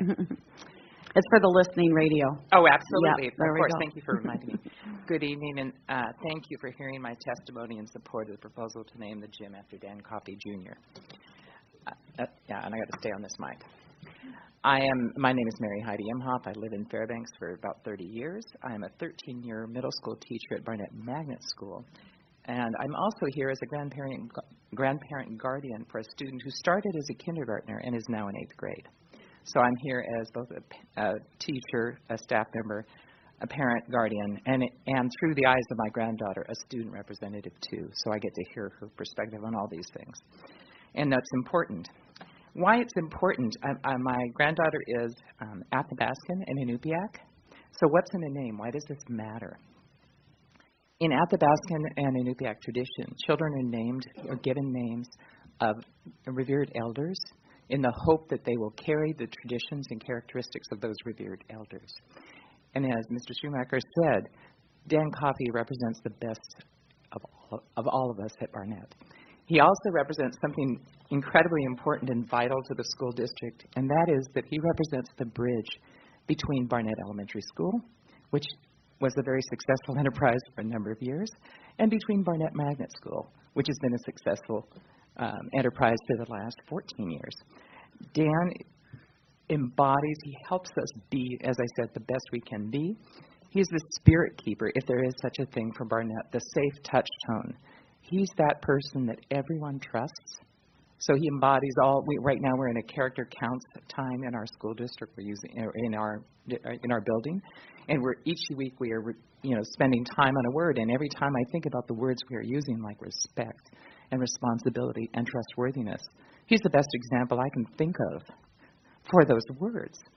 So what's in a name? The name, we want to imbue the spirit of Dan Coffey, who is it's a word of reference in our school.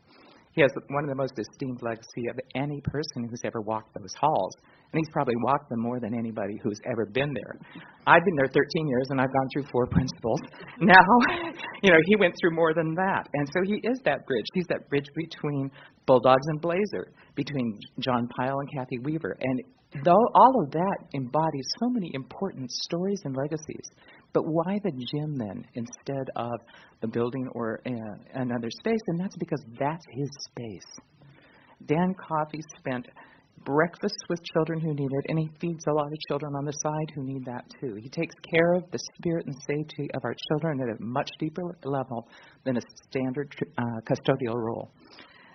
He also coached basketball teams for I don't know how many years. There's some speakers here who can speak to that better than I can, but for many, many long years, and Wendy Dominique, you might know that too. He is still coaching running clubs, so he's back with us in embodying that spirit beyond. So that space, like I said, it's the space that everyone knows. And then there's this other just incredibly sacred thing that happens at our school, and that's when Dan Coffey sings and performs in the gym to our students. And the whole place goes wild in the most appropriate and respectful way because they care so much about who he is. And if he talks straight to them about who they need to be, those kids hear that. And there are kids back there today, and there's some who will speak and some who will not. And some of them are my former students, and I know how much he's meant in their lives. And there's some quotes in some of the letters that will follow. So I don't want to take too much more time because this is about Dan Coffey, but I hope that you will endorse and support naming that gymnasium space for the person who is our sacred touchstone spirit keeper for Barnett Magnet School now, but also for the bridge to Barnett Elementary School, which we never want to forget the legacy of all that it has been, but all that it can be too. So thank you very much. Thank you for your testimony.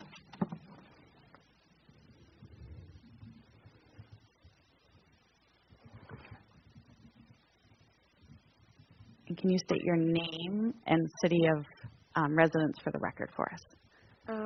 My name is Miley. And, do you live in Fairbanks? Yes, I do. Okay. And do you attend Barnett? Yes, I do. Okay. Do you want to pull the mic down? That might help you a little bit. At the top, I think it moved. There you go. There you go. Okay. So this is sort of like what Ms. Imhoff had to say, and I didn't really get this all planned out. But I do think Mr. Coffee should be, the gym should be named after Mr. Coffee because most of my time here, he's been the day custodian, and he's done so much for the school, and he's helped kids around. He's really nice, and then if he ever needed some supplies for our school plays that we do, if we ever needed supplies for that, he'd go somewhere, he'd find it. And then he'd help us with stuff, if someone forgot their lunch and they don't have any money for school lunch, there'd just be some food in the fridge. Sure, why not? So yeah, I do think that he should be, the gym should be named after him because he really is he really is sort of the star for everyone who's had him for their whole school years. And I hope that people who are in running club and who do the basketball, that he can still help them through that because he is a really nice person, and as Ms. Imhoff said, with all the words that we're working on, he is an example of that. So I hope that he will be named after it because he is a really nice person. Okay. Thank you very much for your testimony. We always appreciate hearing from students. Thank you, Miley.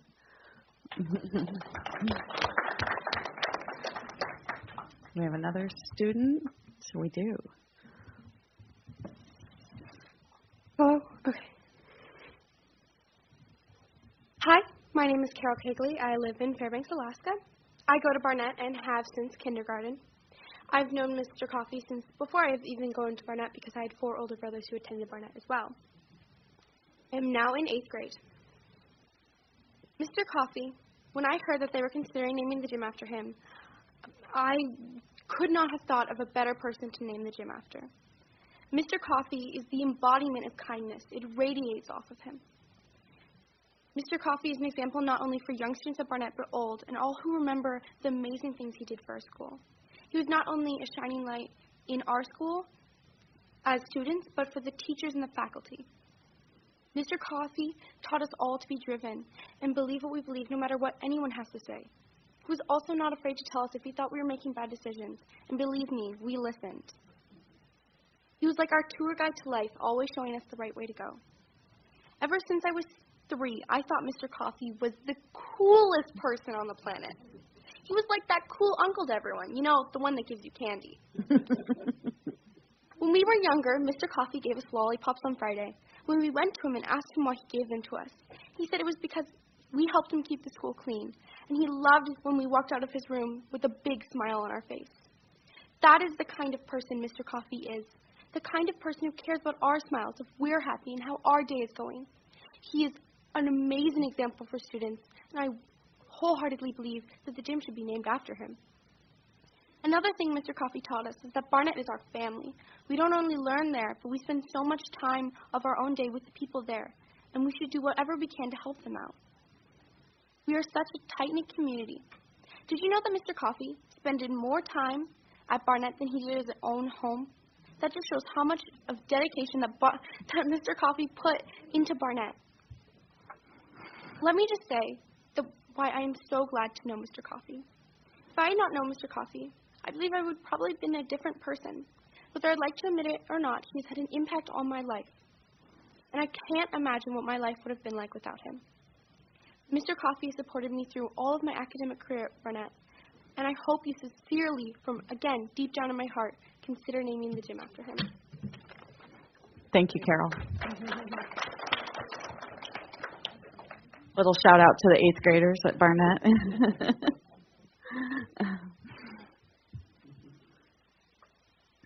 I do want to point out, I have on a Mr. Coffey.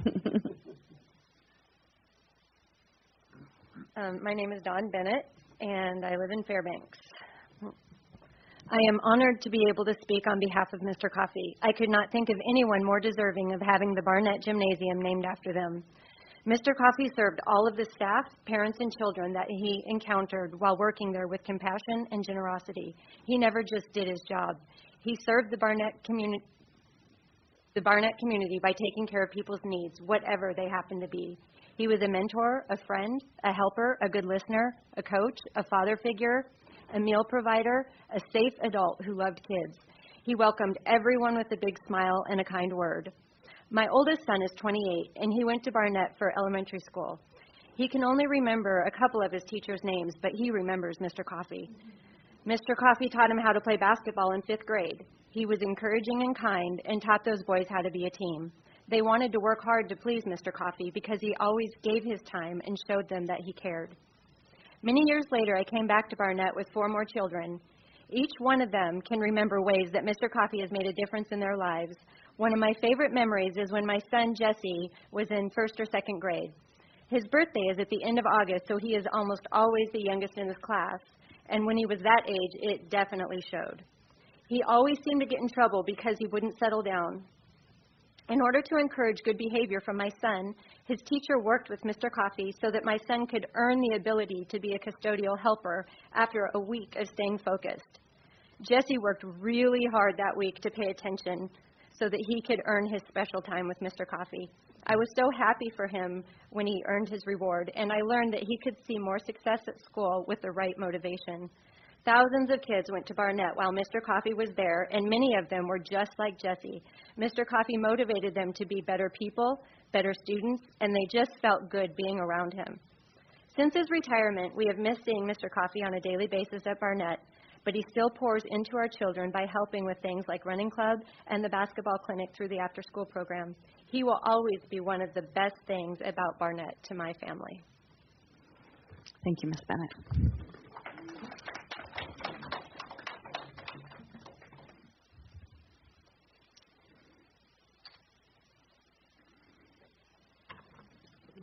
Joyce Anderson, 3498 Rosehead Drive.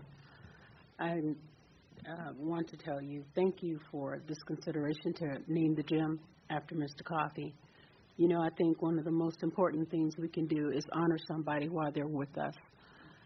We've lost too many people, and, you know, we've done memorials and we've done things to acknowledge their contribution and their value to us, but they weren't around to hear those words. And we have a saying in our church, give me my flowers while I'm alive so I can smell them, because after I'm gone, I can't. And I just want to tell you, you know, all the things that have been said about Mr. Coffey, the thing that people may not know about him because he doesn't talk about himself is all the things that he was able to do in his capacity as a custodian for the district, touching the lives of children and being such a support person to all the little lives and all the little personalities and all those children that walk through the halls of Barnett. I worked there for a while myself. And I just remember, Mr. Coffey couldn't remember anybody's name, so everybody was boo to him. And I said, Mr. Coffey, you can't call all these kids boo. He goes, yes, I can, boo. Go on do what you have to do. And I was like, oh, now I'm boo too. But, you know, he's gone through great personal adversities. He suffered great losses. And there was a time that we thought we would not have Mr. Coffey. I will never forget what it impacted our entire school. He was tired. I think he wasn't feeling very well. And he went home and he went to sleep. He had a little mutt of a dog. It wasn't a very cute dog, but he was a very loyal, loving dog, and he loved Mr. Coffey. And a house fire occurred, and that dog would not stop barking. He literally woke Dan up out of a sound, exhausted sleep. And, I mean, it was just something phenomenal. It impacted our whole school culture.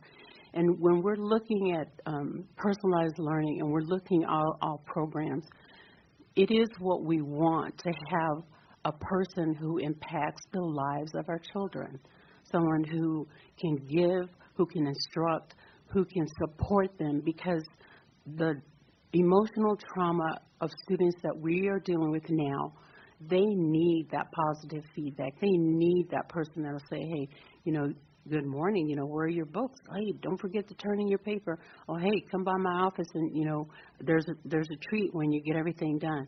I mean, that's a layer that is impacting those students over and over and over. And any psychologist or any analyst will tell you, a student that's impoverished or traumatized or wounded or emotional, if they get consistent impact over positive reinforcements over the time, they're going to be phenomenal people. That's what he's done for this district.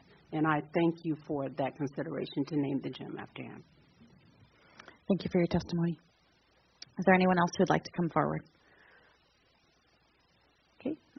Seeing none, public comment is closed, and we'll move to board questions or comments.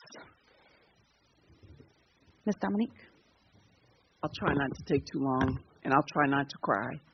But Mr. Coffey invited my grandson, Elijah, to do the running club one year, and he was all excited about doing this running club. We even went up there to the run that they had this very first time he did it, and he started out just jolly logging along. He was with the kids. We went around the track. It was a ways out there, Chena Lakes, I think that's where they went. And we went around the track to see how he was doing. We couldn't see him. We didn't know where he was. All the kids had passed him up, and he was like the last one there. He was all out of breath and everything. He said, I have to tell Mr. Coffey, I'm not doing this anymore, but I'm going to finish. But it was great to see the encouragement on his face when Mr. Coffey asked him to do it. He had never done a running club before. He's done basketball, football, soccer, and all these other sports he's done. But because Mr. Coffey asked him to do it, he did it. I've been to the school on several occasions because my grandson has been there since kindergarten, and he's in 8th grade now. And he always talked about Mr. Coffey. And when we went to his retirement, the gym was packed. I mean, there were so many people I hadn't seen in years that came to Mr. Coffey's retirement. I've seen other people in this town's retirement. I've never seen that many people coming to give him congratulatory retirement woes. And Mr. Coffey is just a great person. He looks out for every single kid. It doesn't matter who you are, where you come from. He's always looking out for the best for our students. And this person, I will definitely be in support of this. He doesn't want it. He doesn't ask for people to give him things like this. And like everyone has said here tonight, he just looks out for our kids, and we need these mentors in these kids' lives. These kids are going home to just dormant states. I don't know if I could live in some of these homes that these kids have to deal with and come to school every day and try to learn. But I just want to say I hope and I pray that each one of us will really consider this being for Mr. Coffey. Thank you, Ms. Dominique. Mr. Doran. I'm glad to speak in support of this recognition, and I have to say that it's a pleasure watching your face, Dan, as people have commented, and I hear little stories. I haven't heard these before, but they all affirm what I have seen from the very beginning when I got to know you initially with my wife when she taught at Barnett, and I'd go visit her, and the support you gave. I mean, we're talking about students, but your impact on staff and adults is tremendous as well. I mean, our focus is often on the kids, and it should be there, but your impact and influence, positive influence, much greater than just kids. It's all of our community and stuff. And I remember often you're coming over to visit your dad over at Denali when I became principal there, and I loved working with him, and I loved watching the two of you together. It's nothing better than to have two Dan Coffeys in the same room. Now, there had to be room, so sometimes I had to step aside. But I think what has struck me watching you as a neighbor from Denali to Barnett over the years is that impact, that influence, that smile that you bring. But people talking about you. You know, John Pyle certainly thought, you know, things were, the sun rose and set on you. And he still does today, you know, as having been a principal there a long time, and you guys teaming up in a lot of things. We won't tell all that happened with that, but your partnership with others, having students who came over, because we shared a lot of students over the years, and students who came to Denali, and they would talk about, we'd be out on the playground, and we would just be talking about things, and your name would come up in the impact that you had on them, and someone that they knew they could always count on. And I think that was a mild challenge to us over at Denali to make sure we lived up to your standards to help them. I was struck today in the letter that we got, one of the letters we got of support, but a lot of them really significant. But I thought today's was significant. Former student, you knew that student when they were at the Barnett Bulldog, and the student's daughter is now there as a Blazer, and she went to the one of the recent track meets. And she said, you know, by golly, there was Mr. Coffee. And I always remembered him. And, you know, it's been 18 years. And I didn't expect him to recognize me. But he came over, and he knew me. And now I think it might have been, you probably called her, was it Boo? Boo? So now I know that, but the impact, again, it spans a tremendous amount of time. I know you've given a lot, not just to the Barnett community, but to our Fairbanks community. And thank you for what you've done, what you continue to do. And I think this is a well-deserved honor for you and the Barnett community. And I'll leave it there because otherwise they'll start pulling me off the stage. But thank you very much. I don't see any other comments from board members. I'll just add my 2 cents and speak in favor. Also, I was telling Mr. Doran before the meeting that I was the kid that followed Mr. Coffey's dad around Denali, wanting to help him at Denali. So it's been fun to see that connection, and truly from the depths of my heart, thank you not just to my kids, but also to all of the students, as have been mentioned, for your dedication, because it's those types of relationships that get students engaged, have students coming back to school every day, help them get through school, lay that foundation so that they do find their successes as they graduate from our school system. So I see nothing further. Ms. Tuttle, would you please call the vote? Mr. Jerome? Yes. Colonel Fisher? No. Mrs. Lambert? Yes. Mr. Doran? Yes. Mrs. Dominique? Most definitely yes. Mr. Rice? Yes. Mr. Bartels? Yes. Mrs. Haas? Yes. Motion carried. Thank you. Congratulations.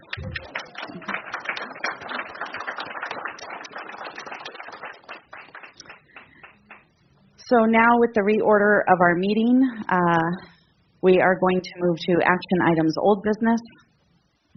And that will be moving to number 2, policy 440.11. This is the really exciting part of our meeting. I'm sorry that folks aren't able to stay. We got it covered. Thank you all for being here this evening. 440.11, purchasing and contracting, acquisition of supplies, equipment, or services over $30,000, second reading. This is related to our goal and objective around organizational support, creating an environment that supports the needs of staff to enable a school and organizational climate where students thrive. This goal and objective also relates to the rest of our items, our action items this evening, so I won't keep reading that. The threshold for normal bidding procedures has not been updated since 1990. The proposed change for policy 440.11, purchasing and contracting acquisition of supplies, equipment, or services over $30,000, attempts to bring the threshold into alignment with industry standards while maintaining a high level of accountability. The proposed policy was updated regarding personnel services as requested from board members during the first reading. Is there a motion? Can I ask a question? Or do you want me to do the motion? I need a motion, then we can. Move to approve second reading, public hearing, and adoption of policy 440.11, purchasing and contracting acquisition of supplies, equipment, or services over $30,000. Second. Okay. You have a question? Is there, and I know we approved the agenda, but is there a reason we can't link these tonight? We can't what? Link these all together tonight? It would be a motion to. And they're also similar in action and purpose. In an effort to move things along. In an effort to move things, you took the words out of my mouth. Would there be any objection from board members in approving and making one motion for policies that are listed for 2, 3, 4, 5, 6, 7, 8, and 9, and then having a broad discussion on the changes from first reading and approving with or voting under one motion? Mr. Jerome? I think that number 6 regarding board approval could use some use individual attention. So that would, well, I have an advisory vote, but that would be my opinion that we should at least exclude that from doing it as one swift motion. I would make a motion to exclude 6 out of the group readings. Tell me to withdraw and then make another motion. Mm-hmm. So sorry. I can withdraw the initial motion, and I'm going to move to approve the second reading, public hearing, adoption of policy 440.11, 440.12, 440.13, 440.14,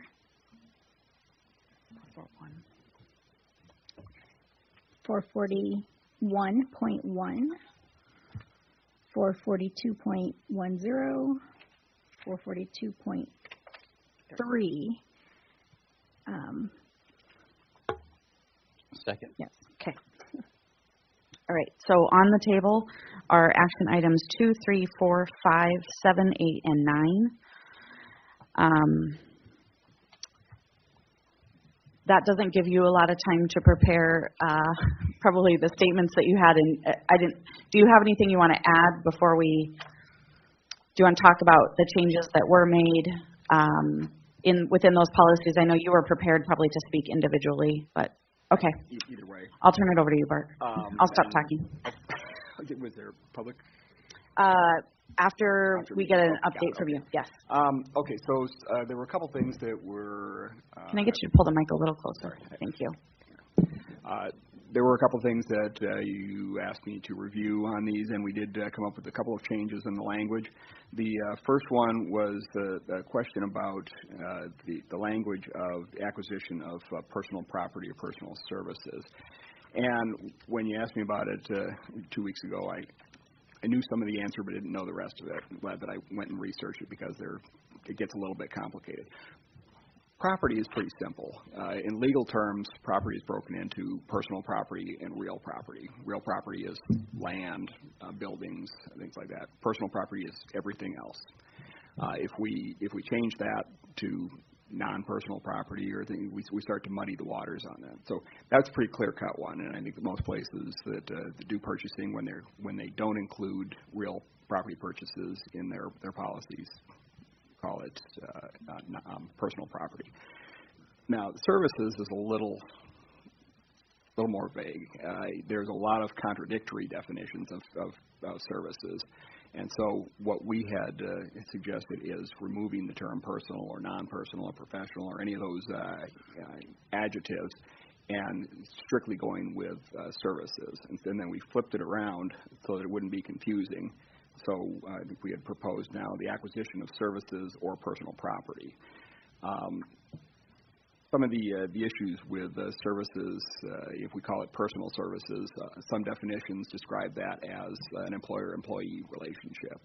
Other ones say that personal services are services that are provided by somebody who has a particular skill or ability that can't be replicated by somebody else.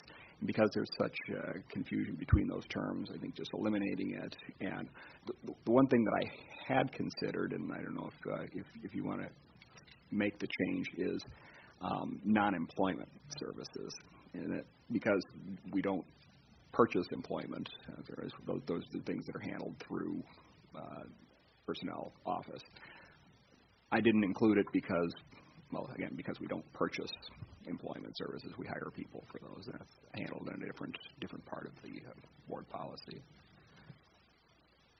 And I think that there had been a question also about the headings and how the headings didn't match up clearly. Maybe I'm jumping ahead and robbing somebody of an opportunity to ask me a question. But No, go ahead and do. Okay. Yeah. And I guess I can't speak specifically to board policy, but when in contracting, we usually the default is that a heading is used for convenience of reference only, and that it's not intended to limit or modify the clause itself. It's to give people, okay, this is an idea of what this clause is talking about. Then when you get into the clause, that's the actual legal or policy statement. And then there was also the updated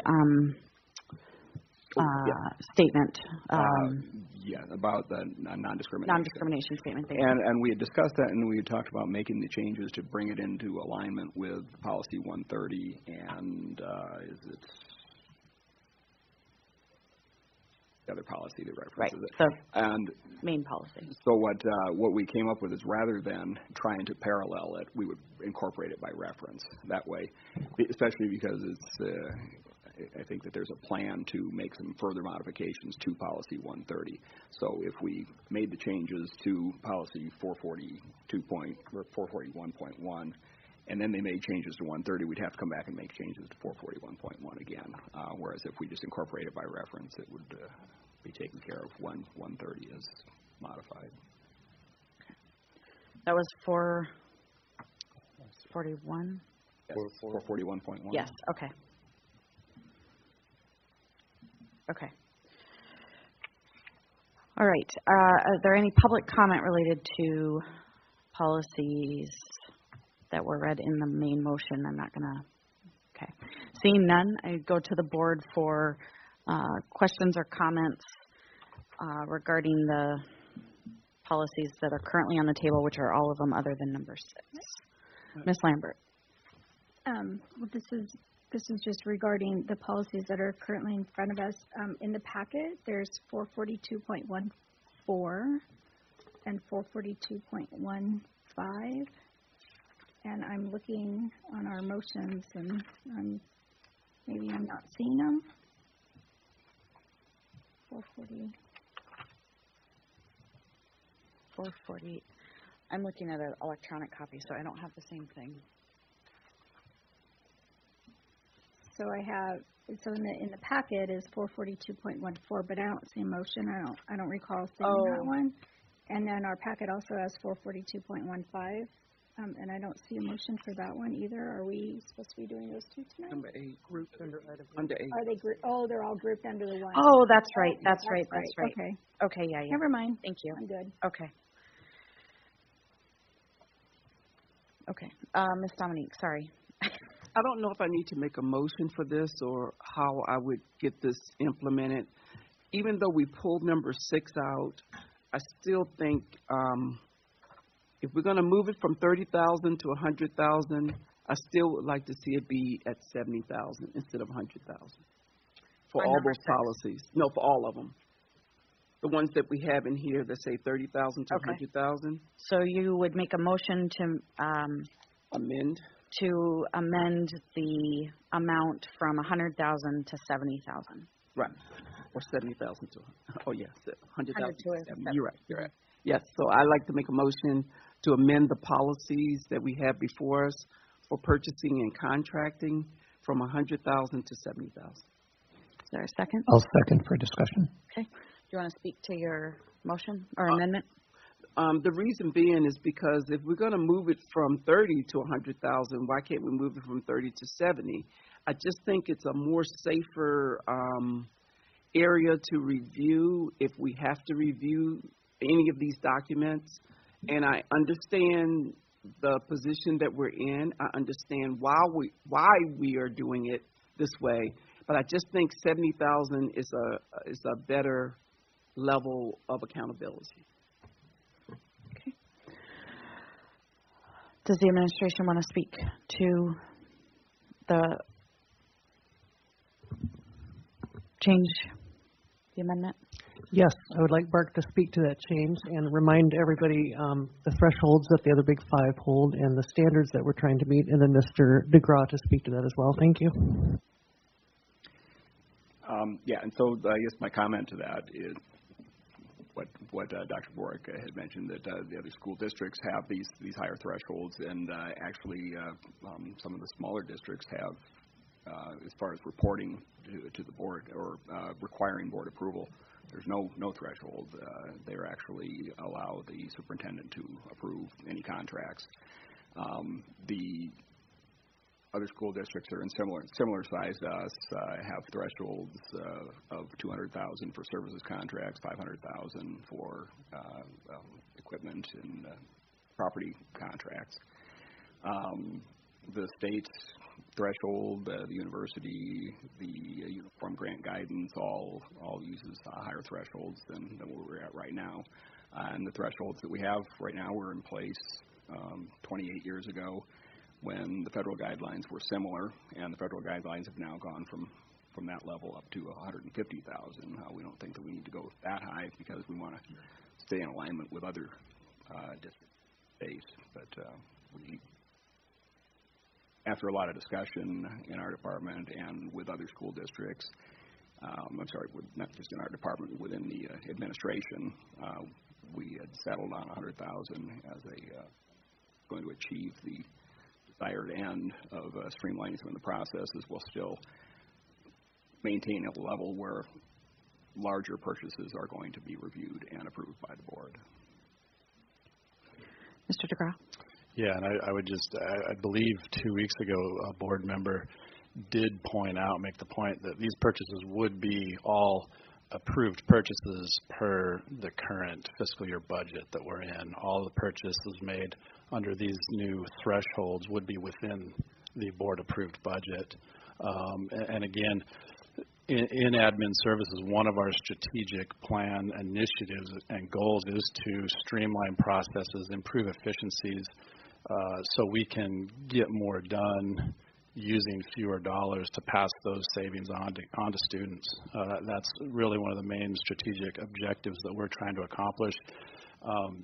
Looking at the year 1990, the year that we last updated this number, we can purchase far fewer goods and services with $30,000 than we could back in 1990. In 1990, $30,000 purchased significantly more than what we can today.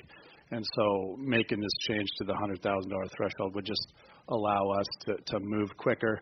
It also provides benefits to vendors who are looking to bid on offering services and goods to the district. It streamlines the process for them, and they can in the end offer more, and we can get bigger bang for our buck, so to speak, with those higher thresholds, and just reducing the red tape that we're having to pass on to them. So. Discussion from the board. Ms. Lambert. So I'm comfortable with the $100,000 level. So what we're looking at right now is whether there's going to be a formal bid or an informal process on all of these that we're speaking to. We're not talking about whether or not the board's going to approve it, right? At this point, correct. Okay, so $100,000 is one of the lowest ones for the schools from what I'm hearing in the district, and it also comports with the threshold from the UA system for their purchases of goods and services also. So for as far as formal bidding versus informal bidding. So I'm very comfortable with the $100,000. Ms. Dominique? I understand the fact that other districts are higher or at our level or whatever the case may be. I'm just looking at the budget picture. we've already stated from several board members that we have an unsustainable budget right now. So I just want to make sure that we're not throwing something else into the pot that's going to cause us to be unsustainable. So that's the reason why I feel we should go with 70,000 instead of 100. Mr. Dorn. I think Andy had some. Oh, sorry. Mr. DeGraw. Thank you, President Haas. And that's a great point to make, and we're very aware. One of the points I would also like to make is this in no way, shape, or form negatively impacts the due diligence that the purchasing department is going to embark on when we make significant purchases. If anything, because of the budget environment that we're in, the stresses and pressures that we have fiscally, we're actually going to ramp up and increase that due diligence that we're going to utilize in order to get the most for the dollar that we're spending. So I hear you loud and clear, Board Member Dominique, and we're going to actually increase our efforts to ensure that we're getting the most we can for the dollars that we're utilizing. Thank you. Mr. Dorn? Board, if I'm correct, over the recent years of budget restrictions, your department has lost several staff members. Am I correct on that? Correct. Okay. I'm curious as to whether we go from 30 to 70 or 30 to 100, 30,000 to 100,000. Is there any impact on your staffing and maybe the efficiency of the staff level you have, or a staffing impact on these?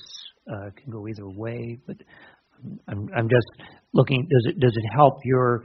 We've cut you back. Does it help that process besides being in an alignment with a number of other districts? It does, and the reduction in staff that we have had over the last handful of years has paralleled a lot of initiatives that we've advanced that have helped streamline processes and reduce paperwork, things like rolling out the P cards and Amazon Business, Alaska Airlines, Easy Biz, things like that. And so this is a continuation of that, where we're looking to not reduce the amount of competition that we're getting, but reduce the amount of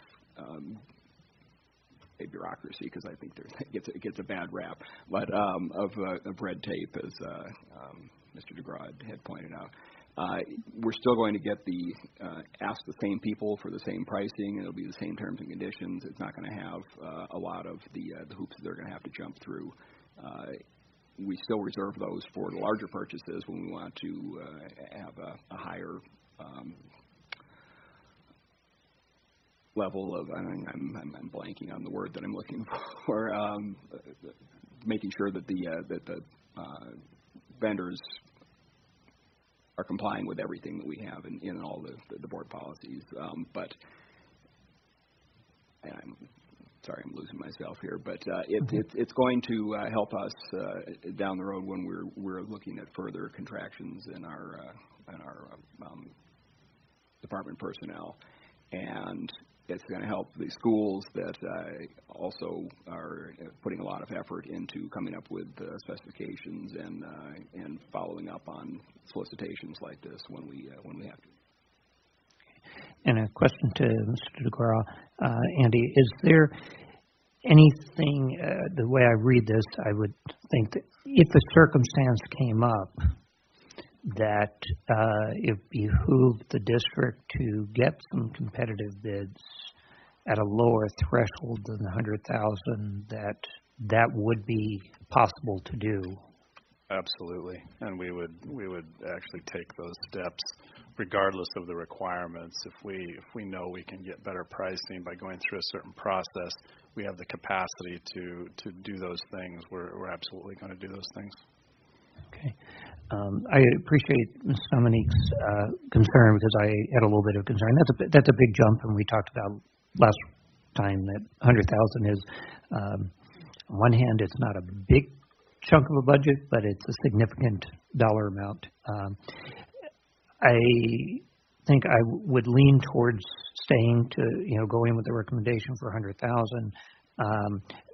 But I would suggest that it might be helpful, basically in a year to get some report back, just how it's worked, as it met what you thought it would do, and might just give us a little bit of feedback whether, whether it's working out, and that is in practice, that's a good number, 100,000. Right, and really the biggest differences between the formal competition and the more rigorous informal competition we have has to do with timelines and requirements to advertise the solicitation in the newspaper X number of days prior to opening, the requirements of if there are amendments, no matter how minor, that if they're within X number of days of the bid opening, it has to be delayed, and especially when it's something that is going to need to turn around and be approved by the board. Timelines can get tight, especially in the spring when we have projects we want to get done over the summer when the board's not going to be meeting. And so, as I said before, the level of competition is still going to be there, and it's just going to help us streamline the process a little bit. And remind me, there's still some areas where you get three bids. It's not a formal bid process, but you get 3 quotes or something. Right, and that will be addressed in admin regulations. Right now, those thresholds are pretty low. But what we'll look at in these is the complexity of the purchase, the likelihood that additional competition is going to get us a better end product. If it's a simple purchase and we've got a handful of reliable competitive vendors, and there's not a lot of variables that need to be considered in it, we might be able to do it as a even more streamlined process. But we want to make sure that we don't miss any steps. And so for most of the solicitations we do, it's going to be a lot of the same language and documentation, just not the same timelines. Thank you, and I just want to say that as a working principal, working with you over the years and through some of the process, I think this, as proposed, is a good direction to go, and as in practice, it's a good check and balance on what I might have thought, oh yeah, let's just get this to, wait a minute, let's see whether we can get a better deal, and your staff has worked very well with that, so I have a confidence in that continuing. Thank you. I'm proud of them. Ms. Lambert.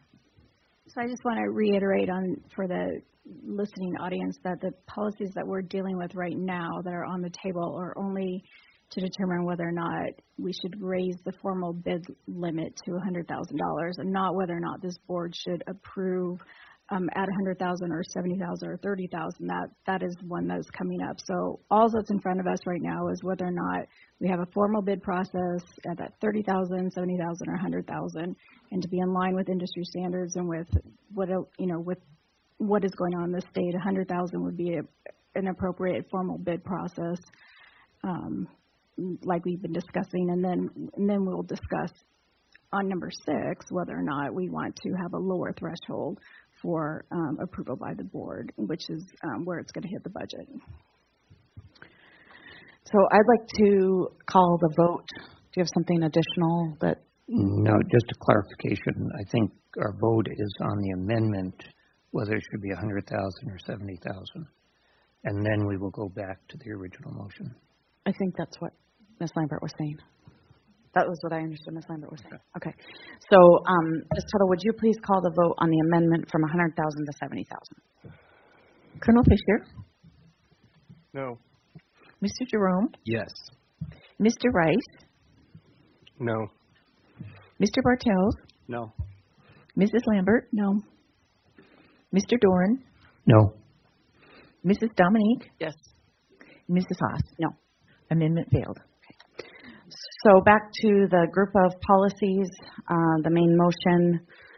Any other questions or comments regarding language, Mr. Doran? Okay, I have 2 clarifications that I wanted to get. The issue of personal, that term here is more of a financial or accounting term as opposed to what we normally think of personal, In a you know, social term. for me, right? Yes, it's like for property, it's a legal term, and the distinction being personal property versus real property. Okay, thank you. And is there a reason that then in 440.14 it just says services and property?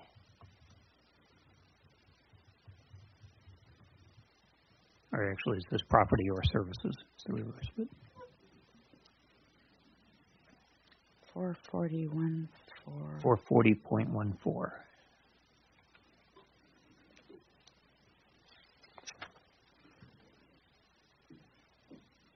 What part of that document are you referring to? Property or service, the first line? Right, first line.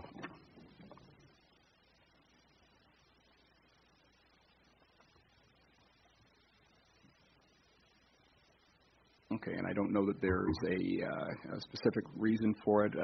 It seems to me that the definition of the purchase of the property and services that we're purchasing is stated earlier, and then this being a later policy that they're referring back that when we do make the purchases of those policies, but I could be wrong. Okay, it just seems to me that they should be consistent one way or the other. I mean, I prefer all of them would just say property or services. I understand your explanation and legal term. For the general reading public, I think it's confusing, but you know, so if I had my druthers, I'd just say property or service, but I think that it's referring to the same things, and we should have a consistency through those policies. So, did you want to make an amendment? Which way do you want to go, with my preference of amendment or your preference of amendment? Well, I think that I'd like to go with personal property. All right. Then, if we need an amendment on it, that I would move that we amend 440.14 to reflect personal property or services. In the first line. In the first line. Is there a second? Okay. I think we've already discussed it, so I don't know that we need further discussion. Okay, Ms. Tuttle, could you please call the vote on the amendment? Mr. Jerome? Yes. Colonel Fisher? Yes. Mrs. Dominique? Yes. Mr. Rice? Yes. Mr. Bartels? Yes. Mrs. Lambert? Yes. Mr. Doran? Yes. Mrs. Haas? Yes. Amendment carried. Mr. Dorn. Okay. One other question on 441.1, the non-discrimination piece, and the reference to policy 130. Since I don't have policy 130 here, does that reflect our non-discrimination statement, or is that what you're referring that needs to be updated? Do you want to speak to that, Dr. Clark?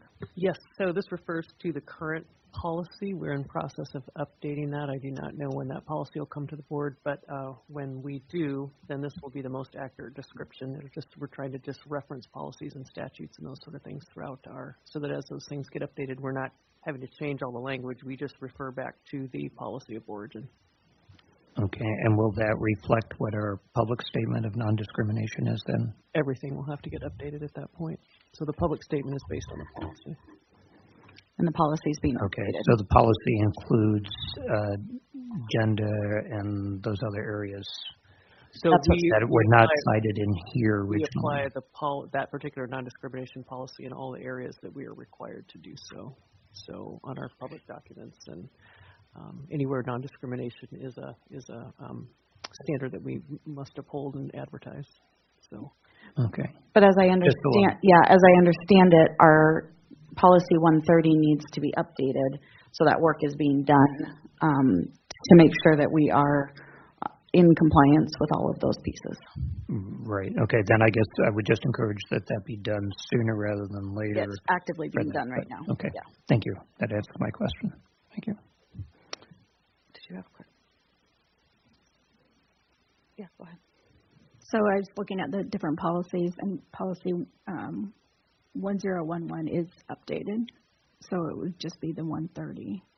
So the non-discrimination in policy 1011, are you updating that one too? Because it does have the marital status, pregnancy, parenthood, all of that. That is in here. I think that's what's being updated. Yeah. So 1011 has. I have to pull it up and look now. So our non-discrimination policy, and if there's two of them, then he's looking at both of these right now. So our new EEO. So the current policy 1011 has non-discrimination in relation to race, ethnicity, color, religion, creed, sex, age, national origin, physical or mental disability, marital status, change in marital status, pregnancy, parenthood, sexual orientation, gender identity. Disabled veterans or other eligible veterans, and anything else by state law. So that's pretty up to date. So that's the one are we updating that one also? And again, I would have to refer back to Mr. Rucker. I know he's working on this issue in general. So I would assume both would be getting a review.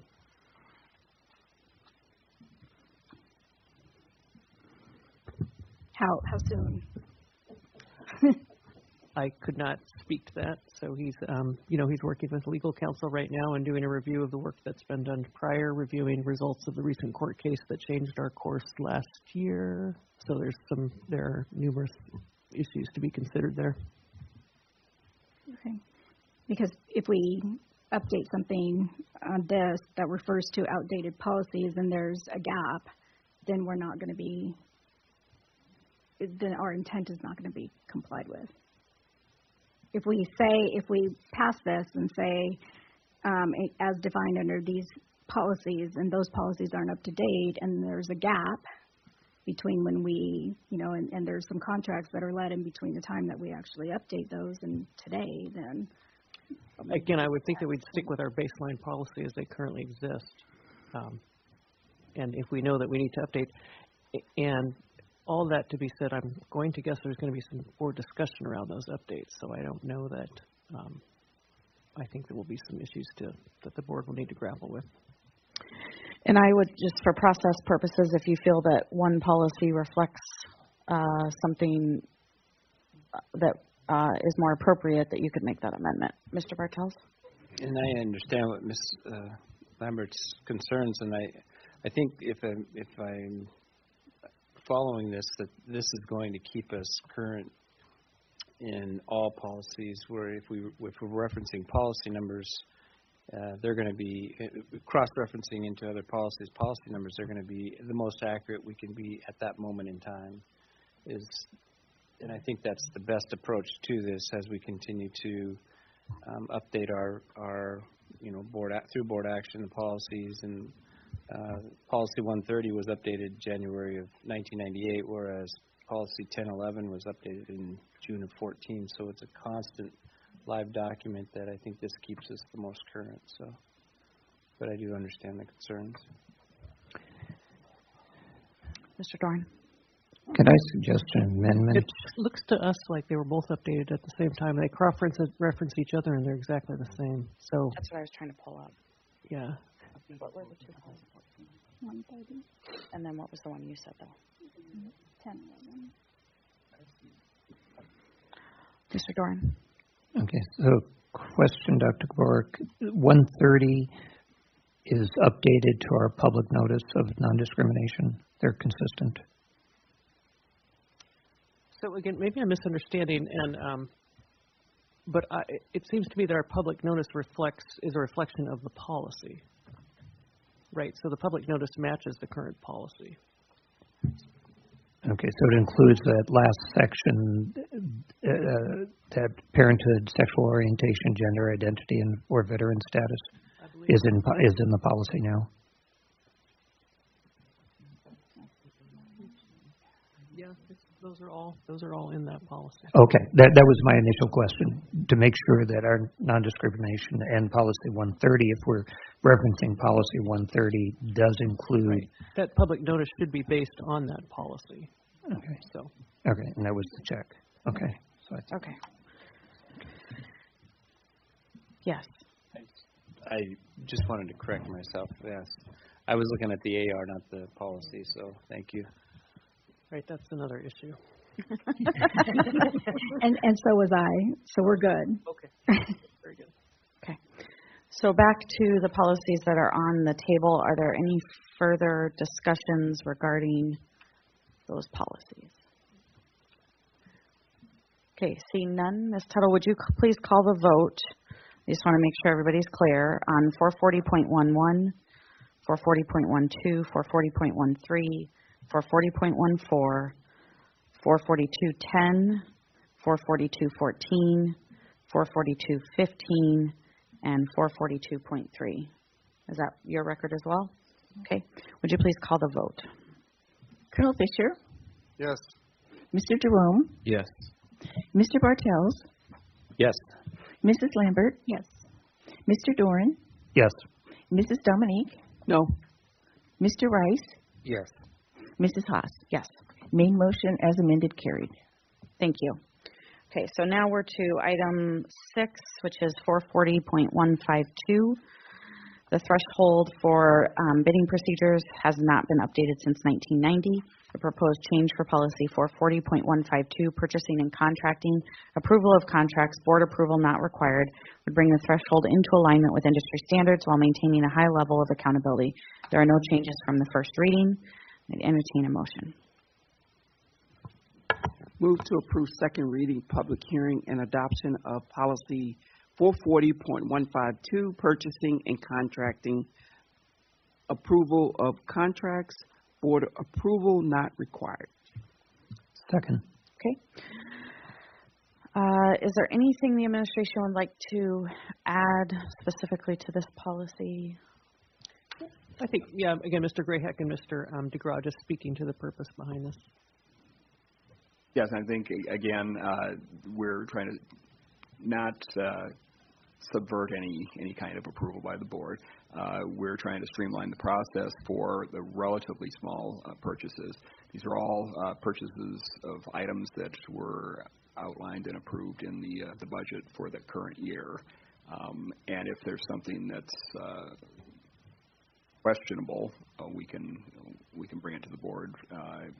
But I think that the idea is to give discretion where the principals have the building level authority, and department heads have similar authority to spend under a budget that had been approved the previous year. And just to reiterate what I mentioned earlier, that these purchases all would be within the budget, the approved budget. If they were outside of that budget, they would obviously come to the board's attention and require board approval. And again, just having that inflation issue of ideally, and maybe we circle back around within admin services and take a look at policies to, I get it, that's a big jump. It really is, and I think a lot of that's due to the fact that it hasn't been updated in so long. So what we can do in the future is circle back around and make those reviews a little more frequently to ensure that we can incrementally get to where we need to be without such big jumps. But again, just lining our practices up more in line with industry standards, and back again to repeat myself, really looking at streamlining processes so that we can get things done more efficiently, to where we can reduce the costs at a central district office level and get more of those resources out to the schools and to the final product of education we're trying to deliver. So. All right, is there any public comment on 440.152? Okay, seeing none, I go back to the board for questions and comments. Ms. Dominique, then Mr. Jerome. I would like to ask, are these items, purchases, on the agenda now as consent agenda items? Vast majority, yes. Out of I had pulled numbers on the last 3 years. We had 27 items that were brought to the board. Out of those, 26 of them were on the consent agenda. The one that wasn't was the pupil transportation contract, and we knew that we were going to want to have discussion on that. The other 26 were all on the consent agenda. So why couldn't we just leave it still on the board consent agenda item? Well, at least we would be able to pull it if we felt like there was something that was being purchased that we felt like it was indifferent one way or another. The issue is with timing, because if we are trying to get either a service or a piece of equipment purchased in a timely manner, currently we have to make sure that everything lines up so that we can get the notice of intent to award issued and the board motion put on the board agenda packet, I think 10 days prior to the board meeting, during which it would be approved, hopefully. And so that adds an extra almost 2 weeks to the timeline of the purchasing when schools are trying to get things quickly. And I know, just working with contracting quite a bit, there's a normal 10-day process when a lot of times. Sometimes you might have a 3-day process or whatever, but majority contracts are at least 10 days bidding process. I don't know if you looked at that when you went back to check, but I just think it should stay consent agenda for the board. Can I just clarify whether the amount is 30 or 100,000? If approved at 100,000, it would still remain on the consent agenda. There isn't a plan to change that. Yeah. If it was right, if it's over 100. Yes, anything. Sorry, under I said that 100,000 wrong. would not require Right. board approval. If it's over 100, just like right now, if it's over 30. Yes. So if it's over 100, we would still. Okay. I just want to make sure there wasn't a plan to change the. Okay. Mr. Jerome. So given that 26 of these 27 items that we're referencing right now have been on the consent agenda, which is passed in one motion, I really believe that we need to make sure that we keep that accountability high. As a board, we should not forego our say in what the district spends significant amounts of money on. And I agree with the intent of increasing the minimum price for the formal bid procedure. And I understand that but I also understand that one of the objectives is to maintain a high level of accountability. And I have faith in the purchasing department to make purchases that are necessary and reasonably priced. But I still think that as a board, we should be putting in our input and giving oversight to significant purchases. Taking time to critically examine issues is why we have a school board. And so, and then in addition, with budget constraints and with our budget being maybe not sustainable, there's no room to start making purchases that shouldn't have been made. So I believe that we should continue to have our regular $30,000 as the amount for board approval. So if I may, respectfully, Mr. Jordan, I think you are not understanding how the budget works. So the board approves the budget within which district then operates and manages. So this really gets at the role of the school board and the role of administration. And so the role of the board is to approve the budget at that high level. It is the role of administration to manage that budget and to make those purchases. And I disagree that the board shouldn't be involved at a critical level in those type of purchases. That's why we have a purchasing department. That's why we have experts in the field making these purchases. And so all that vetting happens at that level. Okay. And so anyway, so we do not have the authority to go outside the budget. We couldn't do that if we wanted to. Yeah. So it'd be the emergency piece. It would be we have a serious emergency and I've got a building that pipes burst and I need to spend, you know what I mean? Those would be the kind of things. But outside of that, we are stewards of the school district's budget and managing those funds. And so I think this is where we need to be mindful of those roles and update those numbers. So thank you. Thank you. Mr. Doran and then Ms. Lambert. Question, would this, and I'm thinking particularly in an emergency contracts type of thing, might wind up reflected in the budget adjustment report that we get at each meeting? If it was, you needed to shift money, I mean, it would wind up in that budget adjustment report. Yes, certainly if we had to move funds from maybe one account to another or... So I'm just trying to think through the facilities example again. There might be, we might have to use funding differently than what we'd anticipated. All right.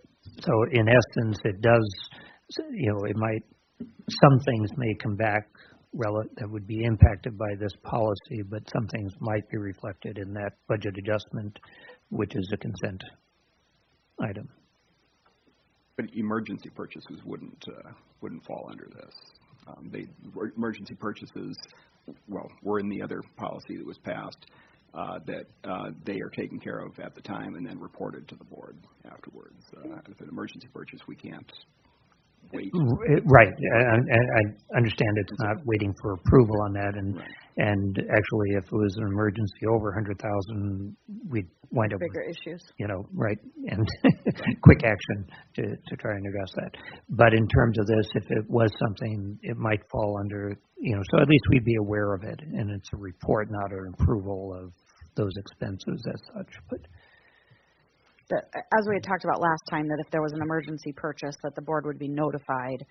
And then I think that the comment was made that if we had something along those lines, that we would know about it anyways from the superintendent because it would be some major catastrophe. Mm-hmm.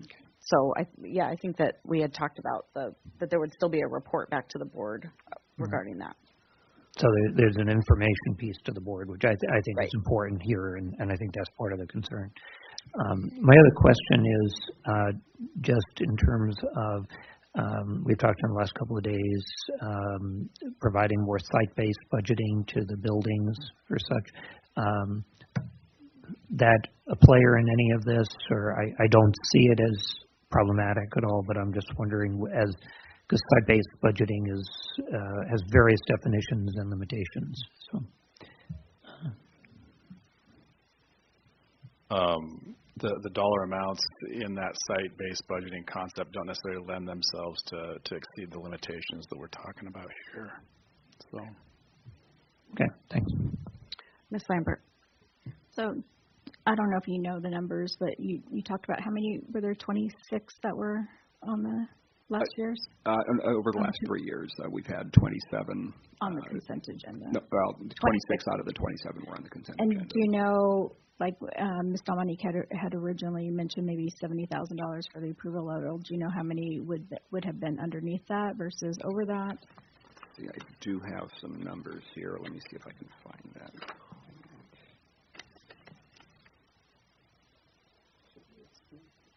Yeah, if you want to do that while he's looking.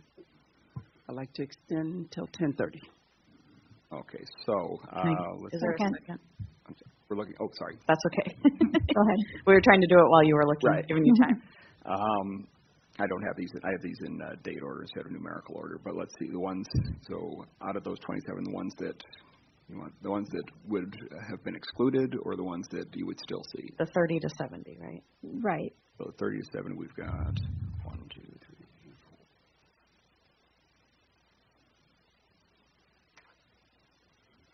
4, 8. So 8. So if we had been up at 70,000, we would not have seen those 8. Right. But we would see the other 20 or 19 or 17. Yeah. Well, the one was 15 million, so let me see that. Yeah. Okay, so if we went up to 70,000, we would still see the majority of them. Yes. And that was one of the things that we considered when we decided on the threshold too. It wasn't just alignment, and then it was what was going to be the actual impact on the workflow. Okay, thanks. Mr. Rice.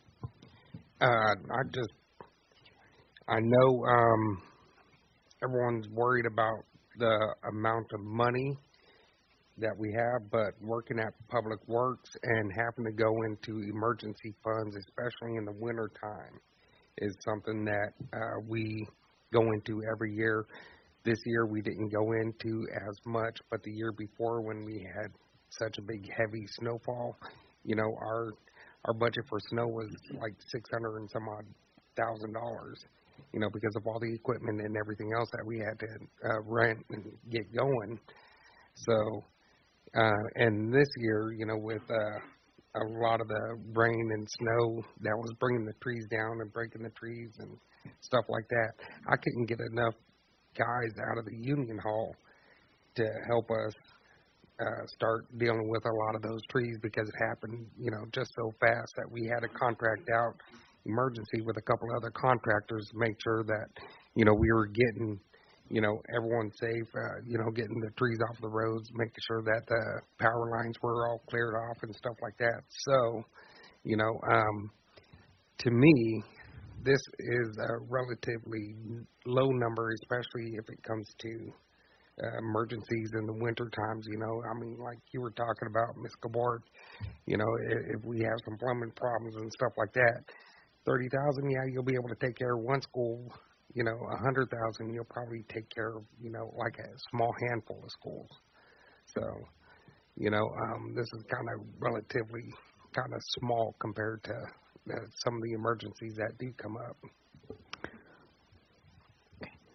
Ms. Dominique. I'll speak to Sean's first. Emergency purchases. If there is an emergency that we have to do something on the purchase side, get something plumbing fixed or whatever may blow up or whatever happens, you can go ahead and do the work and let us know about that later. Is that correct? That's correct. Okay. My other comment is to Dr. Gabor. I trust the purchasing and contracting department. I think y'all are very efficient people. You work to the level and beyond as others do in this district. But I think that the responsibility of any funding is the board's responsibility.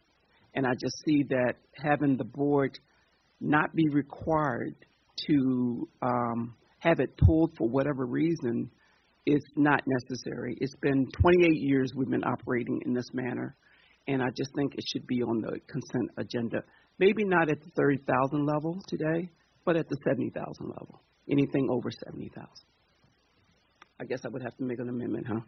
I don't see the amount in here, though. That's why I didn't make an amendment. It's the very last bullet. Contracts led by purchasing department, if the estimate, am I on the right one, everybody? I'm on 440.152. Yep, the third bullet. Very last. I'm on a different page than you are. Yeah, this is the full. That's the full page. Oh, okay. Okay. Well, I'll just make an amendment for it, if I can do that now. Your amendment, yeah. To make it 70,000 instead of 30,000, but still have board approval on the consent agenda. So could I ask you to reword that to from, like you did the first one, from 100,000 to 70,000? Okay. Because the proposal is actually 100,000. So I think it's cleaner if we do what the proposed from first reading is. Okay. So you want to reduce it from 100,000 to 70,000. Okay, what she just said, no. I'm going to reduce this policy 440.152 from $100,000 approval of the board to $70,000. Is there a second? Okay. Second.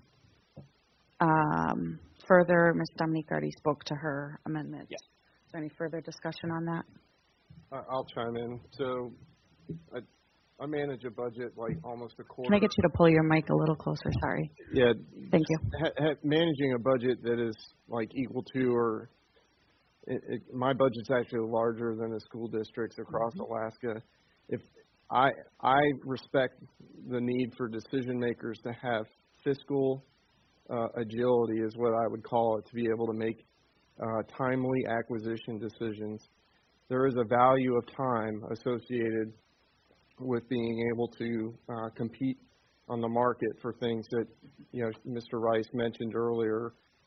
And again, having that fiscal agility is what we're giving the district administration here to be able to do. So I fully support it. I think that I disagree that if you're going to go 70, you might as well go 100 because it's just arbitrary at that point. So give the school administration the trust. We already have the budget. We approved the budget.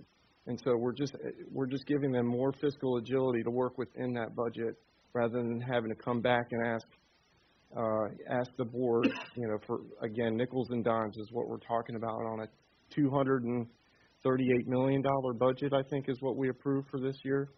So $100,000 here or there is not unreasonable.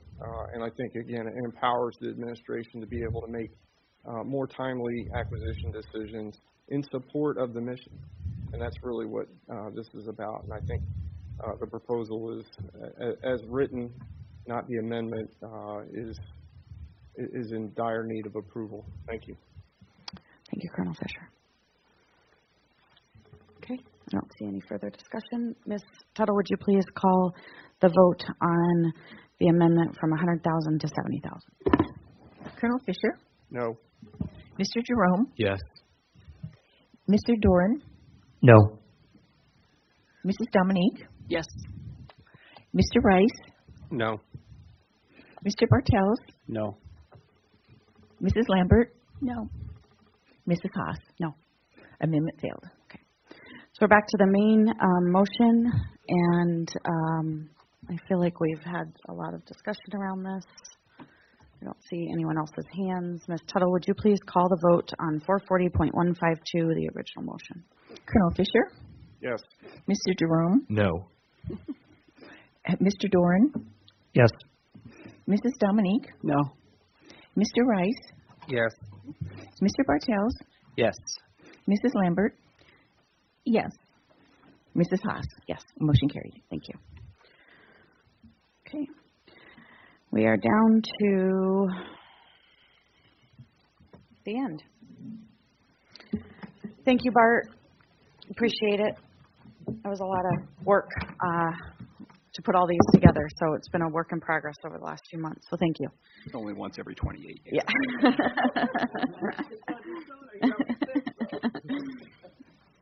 Okay. On behalf of the board, I'd like to congratulate again the track and field state champions that we recognized this evening from last May, and then also Charles Rollins, the ESP of the month for North Pole Elementary. We also had good public testimony sharing some successes of the bridge program, so we appreciate that, and also the public testimony that occurred this evening with one of our action items. Our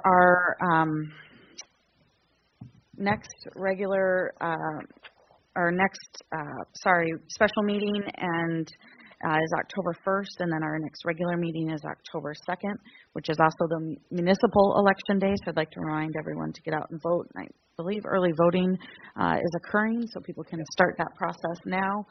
And with that, I turn it to Colonel Fisher for any comments. No comment. Thank you. Mr. Doran. I'd like to start off with thanking the administration for their Let's Talk outreach on the meetings policy. I've really appreciated the promptness of getting that out, and as you said, kind of trying it and seeing how it works, and it opens up doors for later input from the community. So thank you for quick response there. I had a chance to, yesterday and today, to stop in at the African American Student Leadership Conference, just basically for a flavor of it. I couldn't say for the whole thing, but middle schoolers yesterday and high schoolers today. And I have to say, truly impressive. And it was nice. Virgie King's, her daughter or granddaughter? Jessica King was facilitating. Her daughter. Okay, I got that right the first time then. But carrying on kind of a family tradition, helping with that. But it was great to see the diversity of students there, to see the African American speakers, and as I shared with a couple of people there, that for years I've known it's gone on, but I've always been busy in schools or something, so it was great to finally get there. And the thing that really stood out is that real partnership between the school district, between the university having it up there, and what they offered for lunch for kids. And the kids were real excited about getting their card for free lunch there. And the community partnership, because they brought in a lot of community members and as facilitators and retirees, etc. So it was just a nice partnership all the way around. Very, very positive feeling. I also had a chance last weekend to attend the Fall Boardsmanship Conference for the Alaska Association of School Boards. It was great, Karen and Heidi, to your presentation on personalized learning. Really appreciate what you did and the sharing that you gave. But what really struck me so much was the benefit of hearing some things from different districts, but more importantly, the diversity of comments and sharing from the other board members from around the state, and the importance of our getting a flavor of what issues they're dealing with, what their perspectives are on things, whether it be language and or curriculum, or just how boards are dealing, budgeting, things of this sort. But that breadth of perspective was really valuable. So they did a really nice job. Every session was right on time, which was quite remarkable too. But great, all the sharing that came, and bringing in agencies, factors that we have, and I appreciate that Dr. Warwick has kept us attuned to some of the vacancies and those types of things, or recruitment, retention of staff, because from the university, the various programs, Alaska Teacher Placement, mentoring, those types of things, to kind of give a picture, not only the problems that we may have in recruiting educators, but across the state. So that perspective, again, very valuable to have. So thanks for the opportunity to be able to attend that for those 2 days. Thank you, Mr. Rice. Nothing. Thank you, Ms. Lambert. Just congratulations to Mr. Coffey for the naming of the Barnett Gymnasium. I know that he's been a pillar. I don't know him personally, but I know that he's a pillar in that community, and then in Fairbanks also. So congratulations for that. And just wanted to state that there is a policy committee meeting on Wednesday the 26th from 6 to 7:30 in the 4th floor of the administration building, and we're still looking for people who might be interested in being on the committee. So if you're interested, just go to the website, k12northstar.org, and it comes up on one of the, right on the front page, and you can apply for the committee. Thanks. I heard Mr. Bartels was interested on October 30th. I am. Mr. Bartels. He can be on the budget. I'll see you October 30th. Actually, I see that there is a budget committee meeting also on September 26th, and I do have a conflict with that, but I'll revisit that. But no comment. Thank you. Thank you, Mr. Bartels. Ms. Dominique. I just want to say congratulations again to Mr. Coffey. It is such a well-deserved honor for him to be honored in such a manner. This man was a custodian, and I just like the way that this district honors every single person in the district. It doesn't matter if you're a custodian or if you're an assistant superintendent. We honor everybody and all the hard work that they do. Thank you. Thank you, Ms. Dominique. Mr. Durham. I just wanted to first say a thank you to the board for being able to have good, thoughtful discussions about issues that we disagree on, and I think that sets a really good example for all the students of the district, and frankly for adults as well, about how we can handle issues that we disagree on. So I just really appreciate being able to have those respectful conversations. And then I also wanted to say we're well into the school year now, no backing out, and our students are doing well, and our student athletes are doing well, and we got to honor our track and field athletes that competed in the spring, and we got plenty of fall sports going on, and it's great to see all the hard work being put in by the swim teams, the football teams, the girls flag football teams, the volleyball teams, and cross-country teams. So being able to see all that going on is really great. Thank you. Dr. Kabarek. And to Mr. Jerome's point, thank you for the robust conversation. I always appreciate that because we have some very interesting policies coming. I think there'll be a lot of passion around some of the ones that are coming up. So I think it's good for us to work on that dialogue because there's lots of different perspectives. So thank you very much. Okay. I